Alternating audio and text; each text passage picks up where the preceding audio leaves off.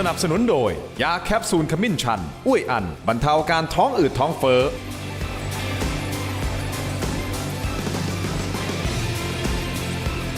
สวัสดีครับตอนรับทุกท่านเข้าสู่รายการถกไม่เถียงนะครับถกกันต่อนะฮะประเด็นเรื่องของการเมืองการจัดตั้งรัฐบาลเข้มข้นขึ้นเรื่อยๆเลยนะครับก็มีข่าวเล่าข่าวลือบอกว่ามีไอ้โม่งนี่แหละไปดีลนะฮะกับงูเขียวคุณผู้ชมอาจจะสงสัยแต่ถ้าใช้คำว่างูเห่าล่ะครับมีการออกมาเปิดเผยนะฮะว่ามีไอ้โม่งพยายามที่จะไปติดต่อคนของพรรคกล้าทำนะครับสนใจมาอยู่กับเราหรือไม่นะแต่เขาบอกว่านะครับไอ้งูเขียวให้ระวังนะเป็นงูเขียวหางไหม้อาจจะแว้งมากัดก็ได้นะฮะนี่คือหนึ่งกระแสแล้วต้องรอดูนะครับว่าท่านร้อยเอกธรรมนัสพรหมเผ่าท่านจะกลับมานะฮะจากการไปดูแสงสีเขียวเนี่ยแสงเหนือนี่นะฮะกลับในค่ำคืนนี้หรือเปล่าเพื่อพรุ่งนี้จะเข้าไปที่กระทรวงเกษตรและสหกรณ์ตอน 10 โมงเช้าตามที่มีการคาดการณ์หรือไม่และถ้าท่านกลับมาจะมีบิ๊กเซอร์ไพรส์อะไรหรือไม่ยังคลุมเครืออยู่นะครับว่าสุดท้ายพรรคกล้าทำจะร่วมรัฐบาลภูมิใจไทยหรือไม่แน่นอนฮะมีการไปถามท่านพิพัฒน์ราชกิจประการถามท่านนายกอนุทินนะครับรวมถึงคนของพรรคกล้าทำด้วยนะครับตอนนี้ยังไม่แน่ชัดนะฮะว่าสุดท้ายสุดรัฐบาลจะมี58เสียงจากพรรคกล้าทำหรือไม่แต่ที่แน่ๆวันนี้ผมได้รับเกียรติจาก2ท่านครับท่านแรกครับท่านบอกชัดเจนนะฮะโกงเจอกูแล้วเมื่อวานนี้ผมก็ได้พูดไปในรายการแล้วนะครับว่าท่านออกมาชัดเจนบอกว่าเดี๋ยวก่อนนะทำไมเอาเสียงผมไปร่วมรัฐบาลอนุทินล่ะผมไม่ได้บอกจะไปซะหน่อยวันนี้ท่านอยู่ในรายการนะครับท่านเป็นหัวหน้าพรรคเสรีรวมไทยนะครับท่านพลตำรวจเอกเสรีพิสุทธิ์เตมียเวทครับสวัสดีครับท่านครับสวัสดีครับพี่เสรีครับส่วนซ้ายมือของผมนะครับท่านเป็นอดีตโฆษกรัฐบาลนะครับแล้วก็มีการวิเคราะห์การจัดตั้งรัฐบาลในครั้งนี้ด้วยนะครับท่านนาวาอากาศตรีสิทธาธิวารีหรือผู้การปุณครับสวัสดีครับผู้การปุณครับขอบคุณนะฮะทั้งสองท่านที่ให้เกียรติรายการถกไม่เถียงครับท่านเสรีผมถามแบบตรงไปตรงมาเลยท่านบอกว่าท่านจะไม่ร่วมแน่นอนกับรัฐบาลชุดนี้แล้วก็สงสัยเหมือนกันว่าทำไมเอาเสียงของท่านไปรวมในวันเสาร์ที่ผ่านมาที่มีการเปิดเผยไม่ได้บอกกล่าวกันเลยใช่ไหมไม่คุยเลยไม่เคยแล้วก็นอกจากจะไม่บอกกล่าวแล้วก็อยู่ดีไปรวมกันเนี่ยเสียมารยาทมากนะเอาอย่างนี้ครับท่านด้วยความเคารพนะผมข้ามช็อตเลยถ้าสมมุติเกิดเขาวันนี้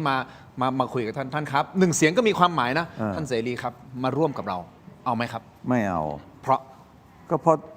ตลอดการเลือกตั้งไม่ต้องมาเอาไกลเลยนะหรือถ้าเอาไกลก็ได้ใช่ไหม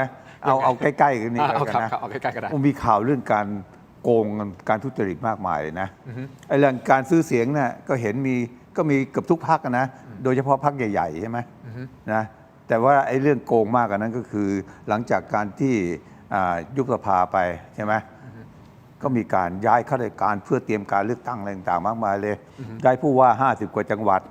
ย้ายปลัดจังหวัดในอำเภอ200 กว่าตำแหน่งใช่ไหมย้ายผู้ว่าบุรีรัมย์มาเป็นที่ปรึกษาปกครองใช่ไหมเอาในอำเภอมาเข้ามาควบคุมช่วยเหลือการเลือกตั้งเอาในอำเภอมาช่วยจัดนะกรรมการหมู่บ้านประจำเลือกตั้งกำนันผู้ใหญ่บ้านเนี่ยทุกหมดแม้กระทั่งการพิมพ์บัตรเลือกตั้งเนี่ยยังไปใช้โรงพิมพ์ของอาสารักษาดินแดนที่รัฐมนตรีมหาดไทยเป็นผู้บัญชาอยู่เลยทั้งที่ไม่เคยพิมพ์งานมาตั้ง40 กว่าปีแล้วนะครับแล้วก็ยังมีข้อกล่าวหาว่ามันบัตรที่มันไม่เป็นความลับนี่ถูกไหมฮะนะเพราะฉะนั้นเนี่ยนอกจากโกงปกติทั่วไปนะยังโกงอย่างด้วยทั้งระบบอย่างเงี้ยพี่เสรีรับไม่ไหวหรอกงั้นผมขอไปทีละประเด็นนะฮะเรื่องของการแต่งตั้งโยกย้ายต่างๆเนี่ยอันนี้คือเขาสามารถปฏิบัติได้ตามกฎหมายถูกต้องไหมฮะเพราะฉะนั้นจะเรียกว่าอันนี้เป็นการโกงได้หรือไม่ท่านคือถ้าปฏิบัติตามกฎหมายมันต้องจบไปแล้วล่ะนะพอแต่งตั้งประจำปีจบแล้วก็จบแล้วมันไม่ควรว่าพอจะเลือกตั้งกูมาลื้อย้ายใหม่ทั้งหมดหรอกอันนี้มันย้ายเตรียมการเลือกตั้งหมดนี่ใช่ไหมผมเนี่ยแหมถึงจะเกษียณมานานแต่ก็รู้จักคนเยอะแยะใช่ไหมโอกาสไปเลือกตั้งครั้งนี้สารกลางจังหวัดเป็นที่สถานที่สำหรับโกงเลือกตั้งเลยนะก็สารกลางจังหวัดผู้ว่าราชการจังหวัดเป็นคือกับใครแล้วถูกไหมนะเพราะฉะนั้นกลายเป็นที่ซื้อเสียงซื้ออะไรเตรียมการเลือกตั้งเตรียมอะไรทุกอย่างรับไม่ได้จริงๆนะเพราะฉะนั้นท่านมองว่านี่คือการโกงที่มโหฬารเจอกูเลยเข้าร่วมไม่ได้นี่ไม่รวมถึงการซื้อเสียงทั่วไปนะการโกงทั่วไปเนี่ยที่พี่บอกว่าพรรคนี้ก็มีพรรคนี้ก็มีพรรคนี้ก็มีพรรคใหญ่นะครับไอ้พรรคเล็กอย่างพี่มันไม่มีหรอกถ้ามีไม่ต้องได้มากกว่านี้แล้วถูกไหมนะทีนี้เมื่อทัศนคติเราไม่ชอบคนโกงคนเกเรไปดูประวัติพี่ได้ ราะฉะนั้นจะพี่ไปอยู่ทำงานกับพวกนี้ไม่ได้เลยแล้วยิ่งไปถึงอดีตเนี่ยพี่เคยจับนะคุณเนวินน่ะเมื่อปี 37 กี่ปีแล้วอ่ะ31 ปีแล้ว ครับ ใช่ไหมจับโกงซื้อเสียงน่ะหัวคะแนนติดคุกมาแล้วทั้งนั้น ที่ไปเจอแบงค์ร้อยหนีบกับแบงค์ นั่นแหละ 20 พี่เป็น ใช่ไห ค ม น ฮะ จับเองน่ะ อ่า นะพี่ยังบอกเลยสมัยก่อนพี่ตัวคนเดียวพี่ยังจับได้11 ล้านกว่า ครับ แล้วนี่โอ้โหเป็นหน่วยงานคุมการเลือกตั้งโดยเฉพาะเลยใช่ไหมฮะมีคนเท่าไหร่งบประมาณตั้ง6-7 พันล้านไม่เห็นมันจับใครได้เลยนะกี่ครั้งแล้วต้องมีกกตเนี่ย โอเคเพราะฉะนั้นท่านยืนยันตรงนี้ว่าสุดท้ายสุดก็คือจะเป็นฝ่ายค้าน ไม่ร่วมใช่ไหม อ่าฮะ ไม่ร่วมด้วย โอเค งั้นอีกประเด็นหนึ่งก่อนที่ผมจะไปที่ท่านผู้พันปุ่นนะครับท่านเสรีพิสุทธิ์มองว่าการปล่อยกระแสข่าวบอกว่ารวมเสียงรัฐบาลได้300 เสียงเนี่ยมันเป็นเทคนิคในการบีบพรรคกล้าทำให้เข้าร่วมรัฐบาล แต่ไม่ให้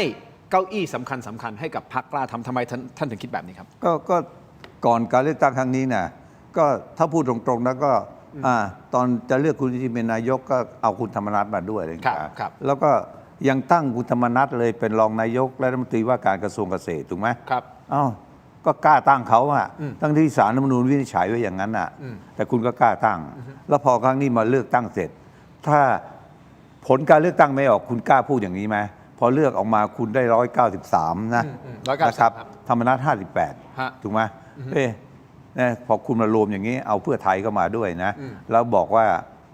รวมพรรคเล็กๆด้วยเนี่ยนะทั้งหมดรวมทั้งเสรีรวมไทยด้วย300แล้วกูพอแล้วก็ปล่อยข่าวมาอย่างเงี้ยนะธรรมนัฐจะได้ไม่มีข้อต่อรองใช่ไหม คือเป็นการบีบเป็นการบีบ ใช่ไหม กล้า เพราะ ทำ ว่า ไปเรื่อย เพราะว่าถ้าเราดูไปนะภูมิใจไทย อ่าฮะ 193เพื่อไทย อ่าฮะ 74 นอกนั้นพรรคเล็กทั้งนั้นเลยใช่ไหม อ่าฮะ ถึงจะรวมพี่ไปด้วยนะ ใช่เสพ พรรคเล็ก ข่าว หมด ป เลย ล่อย ใช่ไหม ที่ปล่อยออกมาว่ารวมเสรีรวมไทยด้วย ถามว่าถ้ามันได้เท่าไหร่ อ่า ได้300 เสียง อ่าฮะ ถ้าบอกพี่ไม่เอาพรรคเหมาลงไม่เอาเหลือ298ใช่ไหม208เพื่อไทยออกมา74มันจะเหลือเท่าไหร่ล่ะ มันไม่ถึง เหลือ ฮะไม่ถึง 224ไม่พอ ไม่ถึงครึ่งหนึ่ง ใช่ไหมไม่พอเพราะฉะนั้นก็ต้องปล่อยดิกูพอแล้วนะ กูไม่จำเป็นต้องพึ่งมึงใช่ไหมถ้ามึงอยากเข้าเหรอเฮ้ยไม่เอานู่นไม่เอานี่นะเป็นเครื่องต่อรองอะไรต่างๆทั้งนองนั้นนะเพราะฉะนั้นเนี่ยเอาผมเนี่ยไปบีบคนอื่นด้วย ซึ่งผมว่า โอ้ยอย่างนี้ใช้ไม่ได้นี่ใช่ไหม ฮะ ใช่ไหมมันทำไม่ได้หรอกนะครับ ผม นะครับ ผมไม่เหมือนกับไอ้พักน้องผมเนี่ย พักน้องคุณ พักน้องรังสีไงรังสีมันรุ่นน้องผม อ๋อครับท่าน ใช่ไหม เส รุ่นเท่าไหร่ล่ะ พรรค น้อง เศรษฐกิจพรรคเศรษฐกิจ เป็นพลเอกทหาร ฮะ นะโอ้ย ฮะ กูจะปราบโกงออกกฎหมาย ใครโกงประหารชีวิต นี่ยังไม่ทันอะไรไปอยู่กับพวกนี้แล้วนะ ก็ ไปอาสาเขาแล้ว แนวทางตรงกันเรื่องของชายแดนไงครับ เพราะท่าน เอ้ย ท่าน ไม่ใช่ รังสีก็ชัดเจนมารายการหลายรอบ ก็ต้ นะ องดู ก็บอกว่าเราจะดูเรื่องชายแดนเราโอ้โหเรายอมกัมพูชาไม่ได้ ก็ดู ตรง ภาพโกงแล้วไปมอบตัวนะไปที่พักไปใครกับใครไปพบชาดาก็ไม่ให้พบหัวหน้าพักด้วย ชาดาเป็นไงเป็นรัฐมนตรียังไม่กล้าเป็นเลย ต้องให้ลูกเป็นแทน ประวัติเป็นไงก็รู้ใช่ไหม ครับ เพราะฉะนั้นเนี่ยต้องรักศักดิ์ศรีของ โอเค กองทัพบกหน่อย โอเค ใช่ไหมนะต้องรักศรีของฐานอากาศฐานเรือ ฮะ พวกเราสี่เราเนี่ยไม่ใช่ว่าปฏิญาณกันทุกวันเลยนะพูดง่ายๆอยู่ในโรงเรียนเนี่ยทุกวันทุกคืนทั้งเช้าทั้งเย็นนะ โอเค แล้วมันไม่เป็นอะไรบื้อๆง่ายๆอะไรอย่างนี้นะ เพราะฉะนั้นโอเคชัดเจนฮะเสรีรวมไทยยังไงก็ไม่รวมรัฐบาล อ่ากั กับพรรคภูมิใจไทย แต่ถ้าสมมติเกิดพลิกขั้วกลายเป็นอีกแกนนำหนึ่งเป็นการจัดตั้งรัฐบาลนั่นอีกเรื่องหนึ่งหรือเปล่าท่าน ใช่ นิดเดียวสั้นๆนิดเดียวฮะก่อนที่ผมไป เพราะว่า ที่คุณ ตอนนี้คุณนิสิงเขาจะจัดอย่างนี้นะ อ่า พี่บอกพี่ไม่เอา อ่า พี่ไม่เอาก็ต้องมาอยู่ฝ่ายนี้ใช่ไหม อ่ะ ถ้าฝ่ายนี้จัดก็ถือว่าอยู่ฝ่ายนี้แล้ว โอเค ใช่ไหม ก็คือไม่ร่วมกับภูมิใจไทยว่างั้นเถอะ ใช่ ทำไมโอเคฮะผู้พันปุ่นวิเคราะห์ในเรื่องของการบีบกล้าทำครั้งนี้ว่าอย่างไร เมื่อกี้เราพูดกันสองประเด็น ฮะ ประเด็นแรกคือเรื่องโกง ซึ่งท่านเสรีก็เริ่มตั้งแต่การมองว่าการเลือกตั้งครั้งเนี้ยมันดูว่าไม่ชอบมาพากลละมีการโกงเลือกตั้งหรือเปล่า เหมือนเป็นการวางระบบตั้งแต่ตอนแรกอะไร ทีนี้ผมจะพูดให้มันเข้ากับสถานการณ์การเมืองบ้านเราในช่วงไม่กี่เดือนที่ผ่านมา ครับ รวมถึงที่จะต่อไปด้วย ครับ คือมีคำว่า plus ไง plus ถ้าโกง plus หมายความว่ามันมีอะไรนอกเหนือจากที่ท่านเสรีพิสุทธิ์บอกมาบ้าง ฮะ คือการเลือกตั้งครั้งเนี้ยครับ ฮะ ถ้าเกิดสิ่งที่คนสงสัยกันมาก แล้วตอนนี้ไปฟ้องกันน่าจะเป็น10 รายแล้วล่ะ ครับ เรื่องบัตรเลือกตั้ง ครับ ที่มีบาร์โค้ดซึ่งมันสามารถที่จะตรวจสอบย้อนหลังไปถึงคนกาได้ ถามว่าตอนเนี้ยในรายละเอียดของมันนะคืออะไร คือเราต้องแยกก่อนนะว่าบัตรเลือกตั้งที่ออกมาเนี่ยมันถามว่ามันจะทำให้การเลือกตั้งบริสุทธิ์ยุติธรรมได้ไหมในเรื่องของ security อ่ะมันทำได้ เพราะ security คือส่วนหนึ่ง แต่ส่วนที่มันเพิ่มเข้ามาเนี่ยเขาเรียกว่าเป็นระบบ identification มันสอดคล้องกับ security แต่มันไม่ใช่ มันเป็นระบบตรวจสอบย้อนหลัง เพราะฉะนั้นตอนเนี้ยมันสามารถทำได้ยังไงบ้าง เมื่อสักครู่ท่านเสรีพูดถึงว่าข้าราชการหรือว่าอธิบดีอะไรต่างๆที่ไปแต่งตั้งกันเนี่ยพอแต่งตั้งกันเสร็จเนี่ยการเลือกตั้งครั้งเนี้ยเขาสามารถเช็คได้นะ สามารถเช็คได้ถ้าสามารถไปดูต้นขั้วได้ สามารถรู้กับคนในกรรมการประจำหน่วยได้ เพราะทุกคนตรวจสอบได้อยู่แล้วว่าใครไปเลือกตั้งที่หน่วยไหนถูกไหม ครับ พอรู้ว่าเลือกที่หน่วยนี้เนี่ยอยากรู้ว่าปลัดกระทรวงเนี้ยรักฉันจริงหรือเปล่า เลือกฉันจริงหรือเปล่า อธิบดีคนนี้รองอธิบดีคนนี้บอกว่าโอ้โหศรัทธาฉันมากจะเลือกฉันจะสนับสนุนอย่างงู้นอย่างนี้ปรากฏว่าแอบไปเลือกพรรคอื่นเนี่ยเขาเช็คได้เลยพอรู้หน่วยเลือกตั้งที่คนนี้ไปเลือก ไปดูต้นขั้วไปดูตัวเลขข้างหลัง ดูจากบาร์โค้ดรู้เลยว่าต้นขั้วนี้หมายเลขบัตรเท่านี้กาลงคะแนนให้ใคร อันนี้คือประเด็นที่หนึ่ง แต่มันยาก plus มากนะครับมันยากมากในการที่ มั จะ นยาก ไปตรวจส ก อบ กตบอกว่าย าก มันยากแล้วคนที่จะทำอย่างนั้นได้เนี่ยคือคนที่ต้องการที่จะโกงแล้วไอ้คนที่เอาบาร์โค้ดไปใส่ในบัตรเลือกตั้งซึ่งใน TOR มันไม่ได้ระบุให้ทำบาร์โค้ดอ่ะ เนี่ยขอ ทำไมถึงเอาใส่เข้าไป ยิ่งถ้าไม่ระบุใช่ไหมแบบน้องพูดเนี่ย ครับ มันชัดเจนเลยว่าโกง ที่ไม่ได้รูปไปใน TOR เอา คืออย่างนี้ถ้าเกิดระบุใน TOR ยิ่งจบเลย เพราะว่าระบบบาร์โค้ดมันเป็นระบบ identification คือระบบตรวจสอบ ผมยกตัวอย่างอย่างของแท้ของปลอมเอายกตัวอย่างง่ายๆของคนไทยนะพระเครื่องพระเครื่องเนี่ยจะมีมวลสารมีการไปส่องกล้องดูตำหนิดูอะไรต่างๆเนี่ยตรงเนี้ยมันเหมือนกับลายน้ำในธนบัตรในลอตเตอรี่หรือในบัตรเลือกตั้ง จะไปเปรียบเทียบกับinvisible ink ของในธนบัตรของในบัตรอะไรก็แล้วแต่เนี่ยซึ่งเขาจะมีอยู่อาจจะต้องใช้แสงอุลตราไวโอเลตหรือใช้อะไรก็ได้เนี่ยที่จะไปทำให้มองเห็น ครับ invisible ink นี้ ครับ อันเนี้ยคือ security ครับ แต่ในเรื่องของบาร์โค้ดเพื่อตรวจสอบย้อนกลับ ไปได้ทุกใบของบัตรเลือกตั้งรู้ว่าจะเลือกใคร อันเนี้ยมันไม่ใช่ security แล้ว จะไม่ตรวจสอบย้อนกลับได้ หรือแม้กระทั่งเวลานี้ คุณทินนอนหลับทับสิทธิ์หรือเปล่า ไม่ได้นอนถูกไหมไปเลือกตั้งใช่ไหม ไปเลือกครับ เขาอยากรู้ว่าพิธีกรถกไม่เถียงเนี่ยเลือกใคร ฮะ เขาก็จะมองว่าอันเนี้ยต้องเอียงไปทางพรรคนั้นแน่ๆเขาก็ไปดูเดี๋ยวว่าคุณเลือกตั้งหน่วยไหน ถ้าเห็นต้นขั้วได้ ซึ่งคนธรรมดาทำไม่ได้หรือว่าทำได้ยาก ฮะ แล้วกกตก็บอกว่าใครไปทำมาผิดกฎหมาย ถูก ก็แสดงว่าคนที่ทุจริตเท่านั้นที่จะทำแล้วใครที่เอาบาร์โค้ดไปใส่ในบัตร ถ้า TOR ระบุเข้าไปแบบนั้น คนเขียน TOR ก็แสดงว่าคุณแปลกๆละแต่ของปีก่อนอ่ะของเลือกตั้งครั้งก่อนมันไม่มี ถ้าของเลือกตั้งครั้งนี้มี ซึ่งถ้าเกิดเปิดเผยออกมาก็จะรู้ ถ้าเกิดใน TOR ไม่มี แล้วโรงพิมพ์เอาไปใส่ คุณก็จะได้รู้ว่าโรงพิมพ์ผิดไงโรงพิมพ์ก็จะมาบอกว่าใครสั่งให้ฉันใส่ นั่น เพราะว่าการใส่บาร์โค้ด มั มัน น ต้อง คือ เพิ่มค่าใช้จ่ายในการทำแล้วผลิตมาเป็นล้านๆใบอ่ะอยู่ๆค่อยมาจ่ายเพิ่มบาทหนึ่งก็เท่าไหร่อ่ะก็50-60-70 ล้านอ่ะถูกไหมก็ตามผู้มีสิทธิเลือกตั้ง50 ล้านอย่างเงี้ย ครับ ใช้สัก35 ล้าน ครับ เขาจะต้องมายอมขาดทุนทำไม30 กว่าล้านอ่ะ ครับ เพราะฉะนั้นทำต้องมีวัตถุประสงค์ วัตถุประสงค์ไม่ใช่ security ถูกไหมอันเนี้ยผมถึงบอกว่าโกง plus ทีนี้ถามว่าไงเช็คข้าราชการได้ เช็คหัวคะแนนได้ และจะต่อเนื่องกับโกงเลือกตั้งยังไงว่าท่านเสรี หลังจากนี้มีการเลือกตั้งเนี่ยคนที่ไปซื้อเสียงแล้วเราเคยได้ยินบอกอะไรนะรับเงินหมากาพักเสรีก็ได้ถูกไหมรับเงินหมากาพักที่ชอบก็ได้ ไม่กล้าแล้วนะครับ รับเงินหมาต้องกาพักหมานะ เพราะว่า เพราะเขาตรวจสอบได้ เขาตรวจสอบได้ แล้วมันก็จะเป็นบรรทัดฐาน เพราะฉะนั้นเนี่ยมันทำให้การซื้อเสียงในอนาคตเนี่ยส่งผลชัดเจนมากยิ่งขึ้น มีความสำเร็จได้มากขึ้นผมถึงบอกว่ามัน พุ่ เป็น ง เรื่อง เป้าได้ชัดเจนมากยิ่งขึ้น ใช่อันนี้คือประเด็นแรกที่บอกว่าโกง เดี๋ยว ท่าน อย่าเพิ่งเพื่อเข้าประเด็นนี้นะครับ พี่จะเพื่อให้สอดคล้องกันนะ ฮะ เมื่อปี 37 ฮะ นะ31 ปีมาแล้วใช่ไหมพี่ไปบุรีรัมย์ ครับ ไปจับมา 11 ล้านใช่ไหม ครับ แทนที่ก็จะแจก 300 บาท เดี๋ยวมันไม่เลือกใช่ไหมมันก็ที่จะเสียน้อยหน่อย ก็เอาแค่แบงค์ร้อยกับแบงค์20 ไปแลกใหม่ๆหมาเลย มาเย็บติดกันนะเพื่อแจก 120 ใช่ไหมแล้วถ้าได้ถึงเอา20 มาคืนแจกอีก 200 ก็จะได้300ใช่ไหมแต่ตรงแบงค์20 เนี่ยประทับตาหลวงพ่อคูณไว้ข่มขู่ชาวบ้าน ว่ามึงรับแล้วมึงต้องเลือกนะถูกไหม อ๋ออย่างนี้ มันพัฒนามาจากนู้นใช่ไหมพัฒนามันยุมันตีก็เลยบัตรเลือกตั้งธรรมดาไม่ในกูใส่บาร์โค้ดคิวอาร์โค้ดก็ไป โอ้พัฒนาเป็นอีกแบบหนึ่งเลยนะมา โอ้ ถึง มัน ยุคนี้ มันพัฒนาการนะน้องนะ ครั้งนี้ทำไงท่านเสรี เออ ครั้งนี้คือดูจากระบบนะที่เขาสแกนมาแล้วเห็นบัตรเรียงกันถูกไหม ไอ้ตัวเลขจะมี 7 หลัก 8 หลักไม่ได้มีผลถูกไหม ครับ 8 หลักก็คือหลักไปถึง 99 ล้าน ครับ 3 ตัวหลังเนี่ยคือในหน่วยเลือกตั้งหนึ่งบัตรเลือกตั้งเนี่ยใช้ประมาณ 300 400 500 ไม่เกิน 800 ใบ ครับ ถูกไหม ครับ เพราะฉะนั้นเนี่ย running number ของ 3 ตัวหลัง สมมติถ้ามันเริ่มจาก 000 มันก็ไล่ไปจนถึงมี 600 ใบก็ถึง 600 ถูกไหมเขาก็บอกว่าเข้าไปนะ รับเงินหมาใช่ไหมไปกาอันนี้นะ เสร็จแล้วถ้าอยากได้เงินพุทธอาจจะจ่ายไป 500 ถ้าอยากได้เพิ่มอีก 500 ครับ เอาไอ้ตัวเลข 3 ตัวหลังของเธอจำแล้วมาบอกฉันด้วย พอถึงเวลามาเนี่ยเอาพอมาชูใช่ไหมกกตชูอย่างนี้ ตรวจสอบ ไม่ต้องเอามือบังบาร์โค้ดนะ พออย่างนี้ปุ๊บน่ะเขาก็สแกนบาร์โค้ดจุ๊บมันก็ขึ้นเบอร์ พอเบอร์ตรงกันเบอร์เธอก็ตรงกันมาเลือกเบอร์ฉันที่ให้เธอเลือกของพรรคฉันรับไปอีก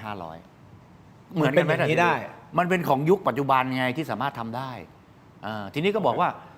คนที่ทำมีความผิดตามกฎหมาย เพราะฉะนั้นเนี่ยถือว่าเป็นความลับแล้ว เพราะคนที่ก็เราไม่ต้องการให้คนที่ทำผิดกฎหมายเขามารู้ความลับของเรา แล้วคนดีๆที่เขาไม่โกงเลือกตั้งเขาก็ไม่ทำเพราะฉะนั้นสิ่งที่พูดมาทั้งหมดเนี่ยมันกลายเป็นมาผูกมัดตัวเองไง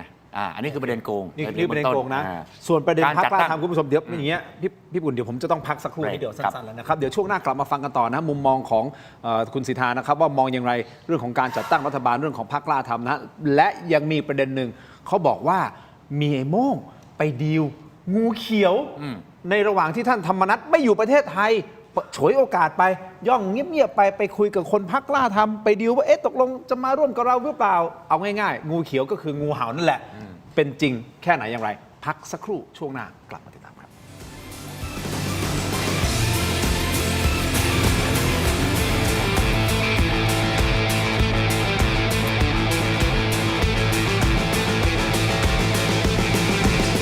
เฮ้ยรถเป็นไร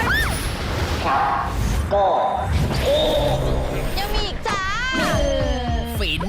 โดนัทเค้กอบใหม่ หอมอร่อยเนื้อนุ่มช็อกข้ามจักรวาลใหม่ฟาร์มเฮาส์ช็อกโกพิงค์โดนัทเค้ก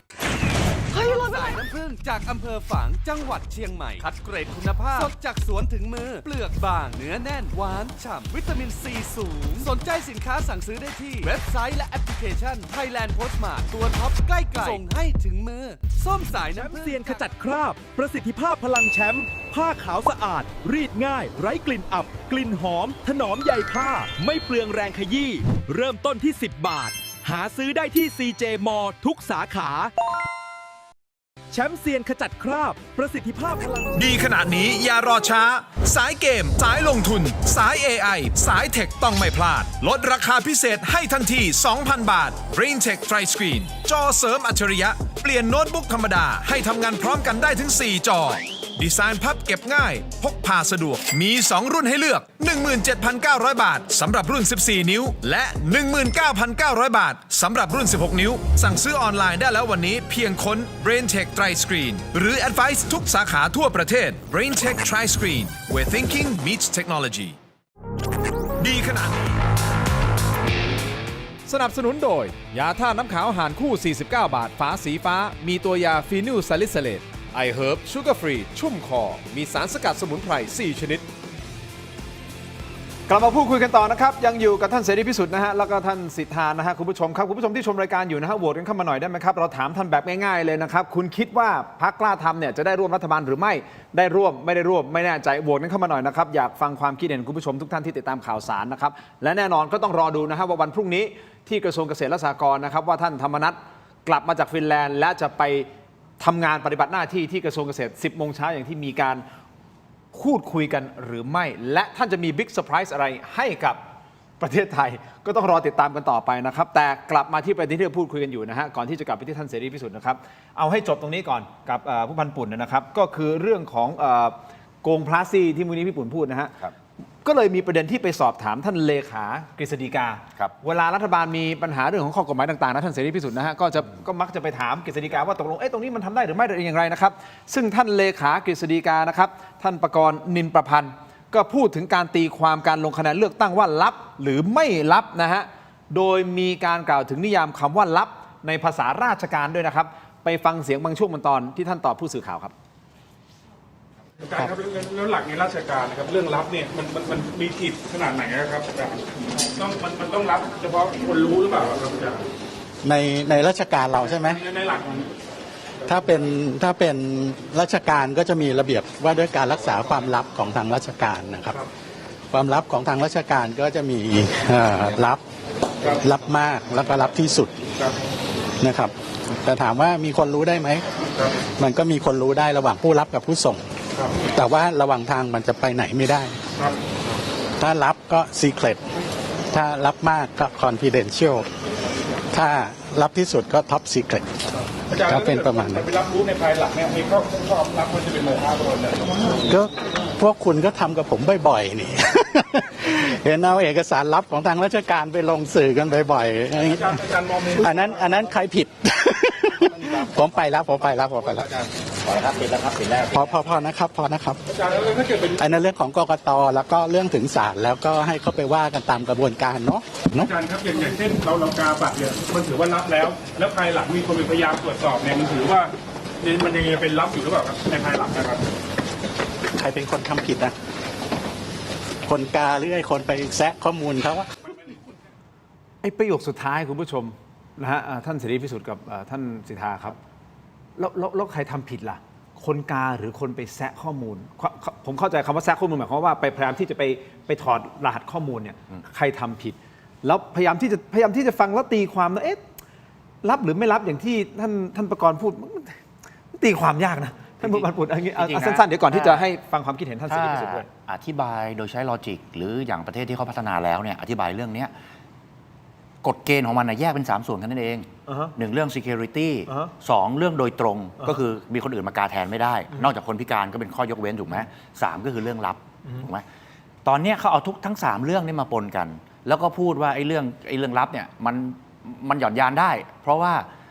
มันไม่มีคนทั่วไปไม่เห็นหรอกมันรับเฉพาะใครอะไรใครเนี่ยอันนี้ผู้ส่งกับผู้รับมันซึ่งมันเป็นคนละประเด็นกัน แล้วถามว่า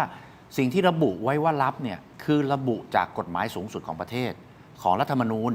ซึ่งบรรทัดฐานของศาลรัฐธรรมนูญที่จะมาวินิจฉัยว่าในสิ่งที่ทำเนี่ยมันขัดต่อรัฐธรรมนูญหรือไม่เนี่ยเคยชี้ว่าการหันหน้าหันหลังเข้าคูหาเนี่ยแล้วก็ในมุมราบด้วยแล้วมีคนที่ถ่ายกล้องเข้าไปเนี่ยซูมเข้าไปเนี่ยอันนี้คือไม่ลับแล้วถามว่ากล้องที่ซูมเข้าไปเนี่ยมันเห็นสักกี่คนแต่อันเนี้ยมันเห็นทุกคน3 คนที่นั่งอยู่ตรงนี้ถ้าไม่ได้นอนหลับทับสิทธิ์ไปเลือกรู้หมดท่านเสรีเลือกใครคุณทินเลือกใครผมเลือกใครสามารถรู้ได้แต่เขาบอกว่าเขาไม่ดูหรอกต้องเชื่อใจกันว่าไม่มีใครดูการเฝ้าหีบเลือกตั้งอะไรต่างๆเนี่ยมันต้องเชื่อใจกันถามว่าเราสบายใจไหมในการที่เราจะกาแล้วยิ่งมีการทุจริตมีการซื้อเสียงแบบนี้มันกลายเป็นเครื่องไม้เครื่องมือของคนที่ทุจริตเลือกตั้งแล้วสามารถแฮ็กระบบได้ทุกอย่างด้วยซึ่งถ้าเราย้อนกลับไปดูเนี่ยมันแฮ็กระบบทั้งองค์กรอิสระก็ทำให้คนมีข้อสงสัยแล้วว่าตรงหรือเปล่าแฮ็กแม้กระทั่งการเลือกตั้งสวว่ามีคนสงสัยว่ามีพรรคใดพรรคหนึ่งสามารถคุมสวได้จำนวน 70% ของรัฐสภาหรือเปล่าแล้วก็มาสงสัยอีกว่ามันตรงกับพรรคที่มีสสจำนวนมากของสภาล่างหรือเปล่าเมื่อนำตัวเลขทั้งหมดมันรวมกันเนี่ยมันกลายเป็นว่าระบอบหรือระบบตรวจสอบถ่วงดุลในระบอบประชาธิปไตยเนี่ยมันล่มสลายการเป็นนิติรัฐนิติธรรมเนี่ยไม่สามารถที่จะไปตรวจสอบอะไรได้เลยท่านเสรีจะรู้ว่าท่านเสรีทำในเรื่องของกระบวนการยุติธรรมก็เป็นตำรวจก็คือต้นน้ำเลยแหละของกระบวนการยุติธรรมเคยเจอเรื่องต่างๆมากมายผมถามท่านว่าถ้าประเทศที่มีกฎหมายโดยเราไปอ้างตั้งแต่กฎหมายรัฐธรรมนูญซึ่งเป็นกฎหมายของสูงสุดของประเทศแล้วหาช่องว่างหาช่องเลี่ยงแล้วก็มาตีความกัน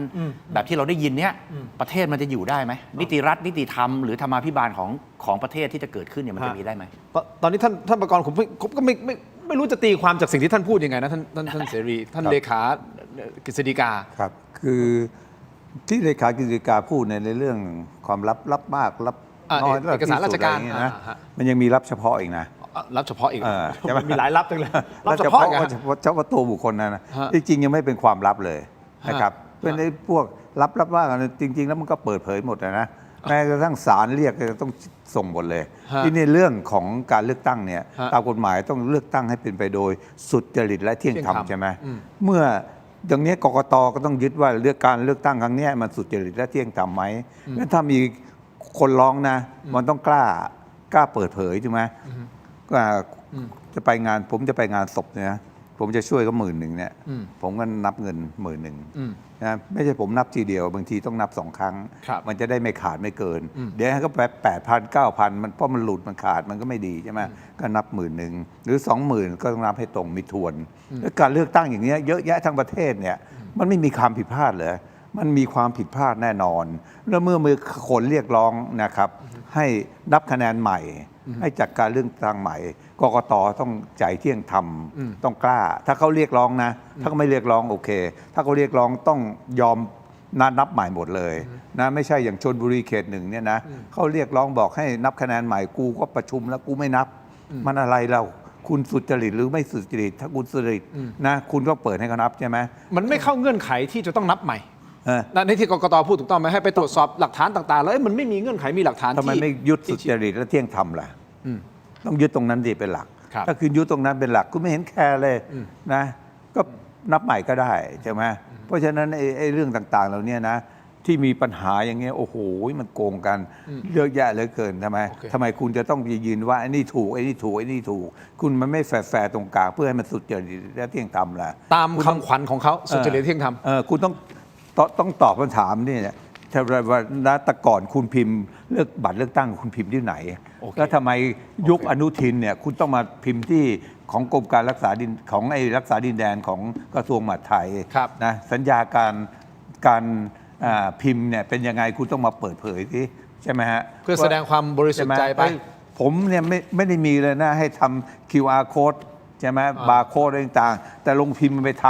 ำแล้วทำไมยอมรับกันอ่ะทำไมไม่ดำเนินการตามกฎหมายคุณต้องกล้าเปิดเผยมาอย่างนี้สิใช่ไหมไม่ใช่ไปเลี่ยงนู้นเลี่ยงนี้เลี่ยงนั้นถูกไหมซึ่งเรื่องของการเลือกตั้งก็มีคนไปร้องหลายคนแล้วนะครับก็เดี๋ยวก็รอดูขั้นตอนต่อไปคุณผู้ชมสุดท้ายสุดนะฮะถ้าเรื่องไปถึงศาลรัฐธรรมนูญก็เป็นศาลรัฐธรรมนูญท่านพิจารณาว่าตกลงเรื่องนี้จะออกมาเป็นอย่างไรนะครับคุณผู้ชมครับแต่ผมขออนุญาตจากเรื่องนี้ต่อกันนิดนึงยังค้างประเด็นเรื่องของพรรคกล้าทำวิเคราะห์พรรคกล้าทำนิดนึงฮะว่าผู้พันปุ่นมองอย่างไรในการถูกบีบแล้วสุดท้ายนี่คือสุดท้ายผู้พันปุ่นมองว่าพรรคกล้าทำก็ยังจะร่วมรัฐบาลอนุทินดีหรือเปล่าคือตอนนี้ดูก่อนว่าจากการแถลงทั้งสองฝ่าย แล้วก็กลไกในการที่จะนำมาในการที่จะแบบได้เข้าร่วมรัฐบาลเนี่ยคือกลไกอะไร ถ้าถามผมตอนนี้มันเป็นกลไกที่เหมือนกับว่ากุมความลับกันไว้นะไก่เห็นตีนงูงูเห็นนมไก่ถ้าใครมาทะเลาะกับฉันอ่ะไม่เคยแบบอะไรนอนตาหลับนะอะไรเงี้ยก็คือหมายความว่ามีความลับกุมอยู่หมดละในขณะเดียวกันเนี่ยกระแสสื่อก็บอกว่ามีอยู่3คนอะไรนะอะไรนะททหารปปลาต่อเต่าใช่ไหมที่รวมกันแล้วก็บอกว่าให้ภูมิใจไทยเนี่ยบอยคอตไม่เอากล้าทำเพราะว่าเคยโดนหักหลังโดนอะไรมาก่อนผมบอกแค่ว่าตอนเนี้ยสิ่งที่เกิดขึ้นเนี่ยแล้วจะให้สรุปว่าจะได้ร่วมไม่ได้ร่วมเนี่ยเราได้แต่คาดเดาแต่ถ้าเกิดเราสามารถจะรู้ได้ว่าอะไรที่อยู่เบื้องหลังที่เขาบอกว่าถ้าทะเลาะหรือเป็นศัตรูกับฉันหรือว่าหักหลังฉันเนี่ยก็คือนอนไม่หลับแน่ๆถามว่าหักหลังคืออะไรก็คือก่อนเลือกตั้งเราจำได้ไหมถึงเวลาที่คนมาออกข่าวมาอะไรเขาบอกว่าเนี่ยโทรกันคนก็บอกว่าอะไรนะโทรหาท่านนายกบอกว่าเนี่ยใครๆก็พูดบอกว่าไม่เอาพรรคท่านไม่เอาพรรคผมแล้วเราจะทำยังไงดีนายกก็ตอบว่าเราก็อยู่ด้วยกันสิก็แค่นั้นเองซึ่งเขาก็ไปเข้าใจว่ามันก็ต้องอยู่ด้วยกันไปด้วยกันแต่พอถึงเวลาแล้วเนี่ยเลือกตั้งเสร็จเนี่ยเขามองว่าทางนี้ไม่ใช่ละหนุนกันมาครั้งที่แล้วก็ไปเลือกกันหักออกมาจากพรรคแดงด้วยจากเพื่อไทยด้วยแล้วมาเลือกกันเนี่ยแล้วครั้งนี้ทำอย่างเงี้ยเพราะฉะนั้นเนี่ยก็ต้องทะเลาะกันพอทะเลาะกันเสร็จมันอยู่ที่ว่าไอ้คำที่บอกว่าไก่เห็นตีนงูงูเห็นนมไก่อะเขากลัวไหมกลัวคืออะไรคือถ้าเกิดไก่มีนมมันก็ไม่ใช่ไก่ถูกไหมงูมีตีนอย่างเงี้ยมันก็ไม่ใช่งูเพราะฉะนั้นเนี่ยก็แสดงว่าไอ้สิ่งที่ใช่ก็คือไม่ใช่มันก็คือความผิดคือสิ่งที่มันไม่ตรงกับความเป็นจริง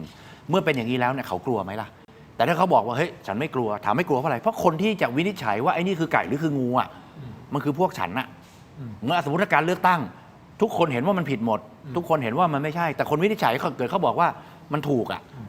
มันก็คือถูกไงเพราะว่าอำนาจเด็ดขาดอำนาจชี้ขาดอยู่ที่เขาว่าเขากลัวหรือเปล่าถ้าเขาไม่กลัวเขาก็บอกว่าเอาเลยจะแฉอะไรก็แฉไม่มีใครเชื่อแต่ถ้าเกิดเขาบอกเฮ้ยไม่ได้เว้ยประเด็นนี้แฉออกไปฉันเดือดร้อนหรือสิ่งที่พรรคการเมืองซึ่งผมอ่ะไม่ได้อยู่ในพรรคการเมืองไม่ได้มีส่วนได้ส่วนเสียแต่พรรคที่มีส่วนได้ส่วนเสียเนี่ยสามารถไปตรวจสอบได้คืออะไรรู้ไหมถ้าคุณไปดูรายละเอียดในเขตเลือกตั้งทั้ง400เขตเนี่ยคุณจะพบว่าในหลายๆเขตนะซึ่งพรรคเนี่ยที่เราดูว่า